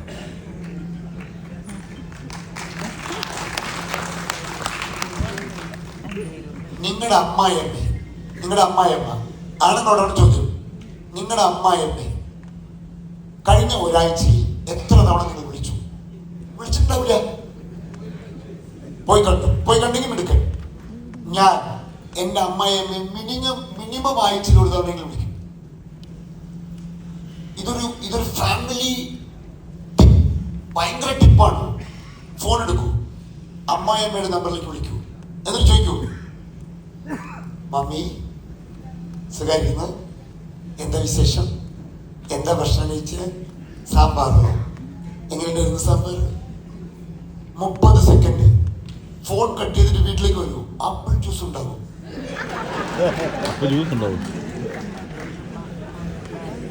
എന്താ കാരണം? ഒരു സ്ത്രീക്ക് പ്രസവത്തിന് ശേഷം, ഞാൻ പറഞ്ഞ ഒരു വാക്കും കളയരുത്, ഒരു സ്ത്രീക്ക് അവരുടെ ആദ്യത്തെ പ്രസവത്തിന് ശേഷം ലോകത്ത് അവർക്ക് ഏറ്റവും ഇഷ്ടപ്പെട്ടത് ആരാണെന്ന് ചോദിച്ചാൽ അവരുടെ അമ്മയുടെ പേര് പറയും. ആ പ്രസവത്തിന് മുമ്പ് ഉണ്ടാവണമെന്നില്ല കേട്ടോ. കല്യാണം കഴിഞ്ഞ സമയത്ത് അമ്മയും മോളും ഭയങ്കര അടിയായിരിക്കും. പക്ഷെ പ്രസവത്തിന് ശേഷം അവൾക്ക് ലോകത്ത് ഏറ്റവും ഇഷ്ടപ്പെട്ടത് അവരുടെ അമ്മയായിരിക്കും. അവരുടെ അമ്മയെ നിങ്ങൾ കെയർ ചെയ്യുന്നില്ലെങ്കിൽ നിങ്ങളുടെ അമ്മയെ അവർ കെയർ ചെയ്യുന്നത് എങ്ങനെയാ ചേട്ടാ? നിങ്ങൾക്ക് നിങ്ങളുടെ അമ്മേനെ പൊന്നു നോക്കണം, അവരുടെ അമ്മേനെ നിങ്ങൾ തിരിഞ്ഞു നോക്കൂലേ? കാര്യം വിളിക്കൂ, അൺലിമിറ്റഡ് കോൾ ഫ്രീ അല്ലേ, വിളിക്കൂ. മമ്മി സുഖല്ലേ? അതേപോലെ സ്ത്രീകൾക്ക് ലോകത്ത് ഏറ്റവും ഇഷ്ടപ്പെട്ട പ്ലേസ് ഏതാണെന്നറിയോ? അറിയോ? അവരുടെ സ്വന്തം വീടാണ്. ഇടയ്ക്ക് അവരെ വിടൂ. അവരെ അവിടേക്ക് വിട്ടിട്ട് നിങ്ങൾ സിംഗപ്പൂരോ മലേഷ്യയോ തായ്ലൻഡോ. ഞാനൊക്കെ അങ്ങനെയാണ്. തൈക്കൽ എന്ന് പറഞ്ഞൊരു സ്ഥലമുണ്ട്, എൻ്റെ ഭാര്യയ്ക്ക് ഏറ്റവും ഇഷ്ടമുള്ള സ്ഥലമാണ്, അവൾ ജനിച്ച സ്ഥലമാണ്. ഞാൻ പറയും, എപ്പോഴെങ്കിലും പൊക്കോ, ഒരു കാർ മേടിച്ചു കൊടുത്തിട്ടുണ്ട്, എപ്പോഴെങ്കിലും പൊക്കോ. അതുകൊണ്ട് എനിക്ക് ചൈനയ്ക്ക് പോവാം. ഓരോരുത്തർക്ക് വേണ്ടത് കൊടുക്കൂ. ക്വാണ്ടിറ്റി ടൈം അല്ല, ക്വാളിറ്റി ടൈം. മനസ്സിലായോ? 5 മിനിറ്റ് ഇരുന്നാലും സ്നേഹത്തോടിരിക്കൂ. കാമുകിയെ നോക്കുന്ന പോലെ നോക്കൂ, കണ്ണുകളിലേക്ക് സൂക്ഷിച്ചു നോക്കൂ. എന്നിട്ട് അവളെ കുറിച്ച് പുകഴ്ത്തു. നിന്റെ നെറ്റി കണ്ട ഗോൾഫ് ഗ്രൗണ്ട് പോലെ, പുരികം മഴവില്ല് പോലെ, മൂക്ക് AK-47 പോലെ, കവിള് കാശ്മീർ ആപ്പിൾ പോലെ, ചുണ്ട് മധുസാറിന്റെ ചുണ്ട് പോലെ എന്നൊക്കെ പറഞ്ഞ് കുറച്ചു പുകഴ്ത്തു. അല്ലാണ്ട് ഇപ്പൊ പറഞ്ഞ പോലെ പറയരുത്. നിന്റെ മോന്നല്ല ശൈത്താനെ. മൂക്ക് ചപ്പാത്തി, മൂക്ക് ഗോൾഫ് ഗ്രൗണ്ട്, ഉത്തര കവിള്, കണ്ണ്, തൂങ്ങിപ്പോയ ചുണ്ട്. അനാവശ്യം ചിരിക്കരുത്. ആള് ശരിയല്ലോ, അതൊക്കെ ആള് ശരിയല്ല. ഞാൻ what are the 5 year? Hello hello, കേൾക്കാനോ? ഇത് പറഞ്ഞു നിങ്ങൾ പറഞ്ഞ അത് ഞാൻ ചെയ്യും. 1995 Cherthala Saint Michael's college, all India Catholic university federation, AICUF എന്ന് പറയുന്ന വിദ്യാർത്ഥി സംഘടന അവിടെ ഒരു പ്രോഗ്രാം നടത്തുന്നു. ട്രെയിനിങ് മോഹമായി നടക്കുന്ന ഞാൻ 93-ലാണ് ട്രെയിനിങ് തുടങ്ങുന്നത്. 95 2-3 കൊല്ലമായി. ആഗ്രഹം സഹിക്കാൻ പറ്റാതെ ഞാൻ അവിടെ ചെന്നു. സംഘാടകരോട് പറഞ്ഞു, നന്നായി വായിക്കും. ലീഡർഷിപ്പ് എന്ന് പറയുന്ന വിഷയത്തിനെ കുറിച്ച് ഈ വിദ്യാർത്ഥികൾക്ക് ഞാൻ ക്ലാസ് എടുക്കാം എന്ന് പറഞ്ഞു. അവർ പറഞ്ഞു വേണ്ട. ഞാൻ പറഞ്ഞു അങ്ങനെ പറയരുത്, ഒരു ചാൻസ് തരണം, നന്നായി ചെയ്യും പറഞ്ഞു. കുഴപ്പമില്ല, ഞങ്ങളൊക്കെ ഫിക്സ് ചെയ്തു, നിങ്ങൾ നോക്കണം പറഞ്ഞു. പോരാൻ മനസ്സനുവദിച്ചില്ല. കാരണം നമ്മളൊരു കാര്യം ആഗ്രഹിച്ചാൽ നടപ്പാക്കണം. അവിടുത്തെ സംഘാടക സമിതിയിൽ രണ്ടുപേർക്ക് ഞാൻ ചായയും പരിപ്പൊടിയും മേടിച്ചു കൊടുത്തു. എനിക്കൊരു ചാൻസ് മേടിച്ചു തരാം. ഓ നീ വിഷമിക്കണ്ട, ഞങ്ങൾ മേടിച്ചു തരാം. രണ്ടാം ദിവസം ഉച്ചയ്ക്ക് ലഞ്ച് ബ്രേക്കിന് മുമ്പ് നിനക്ക് ചാൻസ് തരാം. ഓ മതി. 3 ദിവസത്തെ ട്രെയിനിങ് ആണ്. ആദ്യത്തെ ദിവസം എല്ലാ കുട്ടികളും കിടന്നു. കിടന്നതിന് ശേഷം അറ്റത്ത് ഞാനും കിടന്നുറങ്ങി. തൊട്ടപ്പുറത്ത് കുറച്ച് വെള്ളം ഉണ്ടായിരുന്നു, ഒരു പുറത്ത് വിരിച്ച് കിടന്നുറങ്ങി. പിറ്റേ ദിവസം രാവിലെ കൈകൊണ്ട് പല്ല് തേച്ചു. പേസ്റ്റും ബ്രഷൊന്നും കൊണ്ടുപോയിട്ടുണ്ടായില്ല. കാരണം അന്ന് തന്നെ ക്ലാസ് എടുത്തിട്ട് വരാമെന്ന് വിചാരിച്ചാൽ പോയത്. അവിടെ കിടന്നുറങ്ങി. പിറ്റേ ദിവസം 1 തൊട്ട് 2 വരെ ലഞ്ച് ബ്രേക്ക്. അപ്പോൾ 1 തൊട്ട് 1:30 വരെ മധുവിന് ക്ലാസ് എടുക്കാൻ കിട്ടും. ഓ അരമണിക്കൂറെങ്കിൽ അരമണിക്കൂർ നല്ലോണം ഒരുങ്ങി പേപ്പറിലൊക്കെ എഴുതി. 1 മണിയായപ്പോൾ ക്ലാസ് എടുത്താണ് നിർത്തിയില്ല. അതിൽ 1:20 നിർത്തിയത്. അപ്പൊ സംഘാടകർ പറഞ്ഞു 10 മിനിറ്റേ ഉള്ളൂ കേട്ടോ, 1:30 നിർത്തണം, ഭക്ഷണം കഴിക്കാനുള്ളതാണ്. എങ്കിൽ 10 മിനിറ്റ്. ഞാൻ മുകളിൽ കയറി വന്നു. പക്ഷെ 5 മിനിറ്റിൽ ക്ലാസ് നിർത്തേണ്ടി വന്നു. കാരണം അതേ ഹോളിലാണ് ഭക്ഷണം. ആളുകൾ മേശ മാറ്റിടാൻ തുടങ്ങി. ശബ്ദം കേൾക്കുമ്പോൾ എന്നെ ആരും ശ്രദ്ധിക്കാനില്ലാത്തത് കൊണ്ട് ഞാനവിടെ ക്ലാസ് അവസാനിപ്പിച്ച് 5 മിനിറ്റിൽ ക്ലാസ് അവസാനിപ്പിച്ച് ഉള്ളിൽ എന്തോ ഒരു കുറ്റബോധം, അവഗണിച്ച പോലെ ആരോടും യാത്ര പറയാതെ പ്രതിഷേധ സൂചകമായി ഭക്ഷണം കഴിക്കാതെ ചേർത്തലയിൽ നിന്ന് ബസ് കയറി കാലിലേക്ക് പോരുന്നു. ആരെങ്കിലും തോളത്ത് തട്ടി മധു എന്ന് വിളിച്ചിരുന്നെങ്കിൽ പൊട്ടിക്കരഞ്ഞേനെ. വല്ലാത്ത വിഷമം. അവഗണിച്ച് വിട്ട പോലെ, ഒരു ചാൻസ് പോലും തരാത്തവരെ പോലെ വിഷമം ഉണ്ടായിരുന്നു. 95 4 കൊല്ലങ്ങൾ കഴിഞ്ഞു. 1999 സെപ്റ്റംബർ 17, 18, 19 തീയതികളിൽ 3 ദിവസം മറക്കാൻ പറ്റാത്ത ദിവസങ്ങൾ. സെപ്റ്റംബർ 17, 18, 19 ദിവസങ്ങളിൽ അതേ സെന്റ് മൈക്കിൾസ് കോളേജിൽ അതേ സംഘാടകർ നടത്തിയ 3 ദിവസത്തെ പരിപാടി രാവിലെ 6 മണി തൊട്ട് രാത്രി 10 മണി വരെ ഞാൻ ആടി തകർത്തു. ആടി കൈയടിക്കാൻ സമയം തരാം. ഞാൻ ആടി തകർത്തു. 4 കൊല്ലത്തിന്റെ ഇടയ്ക്ക് ഒരു തിരിച്ചു വരവ്. ഞാൻ ആടി തകർത്തു. അന്നെന്റെ ക്ലാസ്സിൽ ആടി തകർത്തതല്ല വലുത്, അന്നെന്റെ ക്ലാസ്സിൽ പങ്കെടുത്ത ഒരു പെൺകുട്ടിയാണ് ഇന്നെന്റെ ഭാര്യ.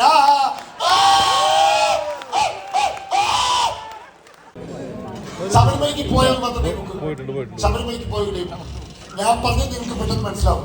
ഞാൻ 30 വയസ്സ് കഴിഞ്ഞാൽ എപ്പോഴെങ്കിലും ശബരിമലയ്ക്ക് പോകാൻ പറ്റി പോകണം കേട്ടോ. ശബരിമല ഏത് മതത്തിന്റെയാണെന്ന് ഞാൻ കരുതുന്നില്ല.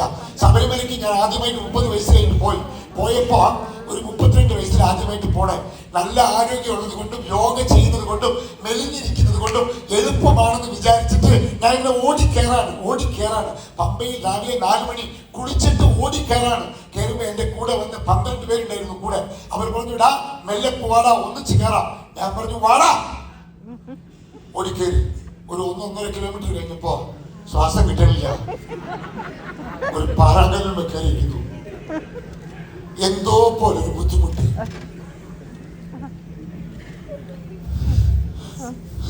ഇതിനു മുമ്പ് ഇങ്ങനെ അനുഭവം ഉണ്ടായിട്ടില്ല. അപ്പൊ എന്റെ കൂടെ വന്നവർ പറഞ്ഞു വാ കയറാം.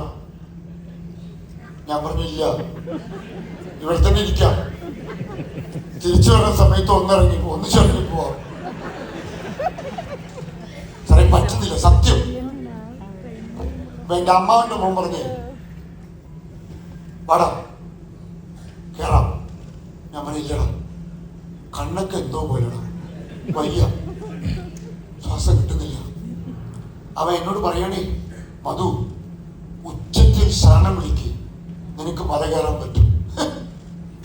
ശ്വാസം കിട്ടാത്ത ഒരുത്തിനോട് ഒച്ചയെടുക്കാൻ പറയണം പൊട്ടന്മാര്. പക്ഷെ ഞാൻ ചെയ്തു. ഞാൻ വിളിച്ചു അയ്യപ്പോ. ഞാൻ മുകളിലെത്തി.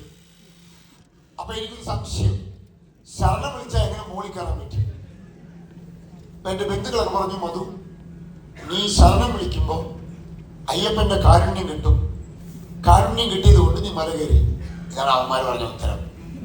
ഞാൻ അത്രയും പൊട്ടണമൊന്നുമല്ല. കാരണം അയ്യപ്പന്റെ കാരുണ്യം കൊണ്ടാണ് ഞാൻ മല കയറിയതെങ്കിൽ പമ്പിയിൽ കുളിച്ചിട്ട് താഴെ നിന്നിട്ട് അയ്യപ്പ എന്ന് വിളിച്ചാൽ ഞാൻ മുകളിലത്തിനായിരുന്നു. അയ്യപ്പന്റെ കാരുണ്യം കൊണ്ട് മാത്രമൊന്നുമല്ല ഞാൻ പമ്പയിൽ മുകളിൽ കയറിയത്. വേറെന്തോ ഒരു സാധനമുണ്ട്, എനിക്ക് പിടികിട്ടില്ല. കൊല്ലം 1 പിടികിട്ടിയില്ല, കൊല്ലം 2 പിടികിട്ടിയില്ല, 3 മോളിൽ കയറി പിടികിട്ടിയില്ല, 4 ഒരു സാധനം കിട്ടുന്നവരെ ഞാൻ വിടില്ല. എന്നെ എൻ്റെ അമ്മ വിളിക്കുന്ന ഉടുമ്പെന്നാണ്. പിടിച്ചാൽ വിടില്ല ഈ പിശാച് എന്നാണ് എൻ്റെ അമ്മ എന്നെ വിളിക്കുന്നത്. 4ാമത്തെ കൊല്ലം ഞാൻ ശബരിമല പോയിട്ട് താഴെ ഇറങ്ങുമ്പോ ചായക്കടയിൽ ഒരു പാട്ട് കേട്ടു. ഈ പാട്ട് ഇതിനു മുമ്പ് ഞാൻ കേട്ടിട്ടുണ്ട്, പക്ഷെ അന്നാണ് എനിക്ക് ആ പാട്ട് കത്തിയത്. പാട്ട് ചില നേരങ്ങളിൽ ചിലപ്പോ തലക്കടിച്ച പോലെ തോന്നും. അന്ന് എനിക്ക് ആ പാട്ട് മനസ്സിലായി. ഇതിനു മുമ്പ് ഞാൻ ആ പാട്ട് കേട്ടിട്ടുണ്ട്. ആ പാട്ട് ഇതുമായി ബന്ധപ്പെട്ട പാട്ടാ. എന്താണെന്നറിയോ പാട്ട്? പള്ളി കേട്ട് ശബരിമലയ്ക്ക് കല്ലും മുള്ളും കാലുകുമെത്തൈ. പാട്ട് തെറ്റി, പാട്ട് തെറ്റി, പാട്ട് തെറ്റി, പാട്ട് തെറ്റി. ഒന്നും കൂടി പാടും. പള്ളി കേട്ട് ശബരിമലയ്ക്ക് കല്ലും മുള്ളും കാലുകുമെത്തൈ. പാട്ട് തെറ്റി, പാട്ട് തെറ്റി, പാട്ട് തെറ്റി, പാട്ട് തെറ്റി. ഒന്നും കൂടി പാടും. നിർത്തി നിർത്തി പാടാം. പള്ളി കേട്ട് തെറ്റില്ല, പോട്ടെ, തെറ്റില്ല, പോട്ടെ, പോട്ടെ. ശബരിമലയ്ക്ക് കുഴപ്പമില്ല, പോട്ടെ. കല്ലും മുള്ളും കുഴപ്പമില്ല, പോട്ടെ. കാലുക്ക് മെത്തൈ തെറ്റി, പാട്ട് തെറ്റി, പാട്ട് തെറ്റി. കല്ലും മുള്ള എങ്ങനെ കാലിന് മെത്തയാണ്? നിങ്ങൾ മുള്ളൂത്തിയാ പറയോ? മെത്തോത്തി, മെത്തോത്തി, മെത്തോത്തി, മെത്തോത്തി എന്ന് പറയും. അപ്പോഴാണ് സാർ ആ പാട്ടിന്റെ അർത്ഥം മനസ്സിലായത്. എന്താണെന്നറിയോ? എപ്പോ നിങ്ങൾ അയ്യപ്പ അയ്യപ്പ അയ്യപ്പ എന്ന് അയ്യപ്പനിൽ ഫോക്കസ്ഡ് ആകുന്നുവോ അപ്പൊ നിങ്ങൾക്ക് കല്ലും മുള്ളും മെത്ത പോലെ അനുഭവപ്പെടും. എപ്പോ നിങ്ങൾക്ക് അയ്യപ്പന്റെ ഫോക്കസ് തെറ്റിയോ അപ്പൊ കല്ല് ദേ മുള്ളു, അയ്യോ കല്ല് മുള്ളു, കല്ല് മുള്ളു. നിങ്ങളുടെ ലക്ഷ്യത്തിൽ എപ്പോ നിങ്ങൾ ഫോക്കസ്ഡ് ആയിരിക്കുന്നുവോ അപ്പൊ നിങ്ങൾക്ക് ലോകം മുഴുവനും നോ പറഞ്ഞാലും ഒരു പുല്ലും സംഭവിക്കില്ല.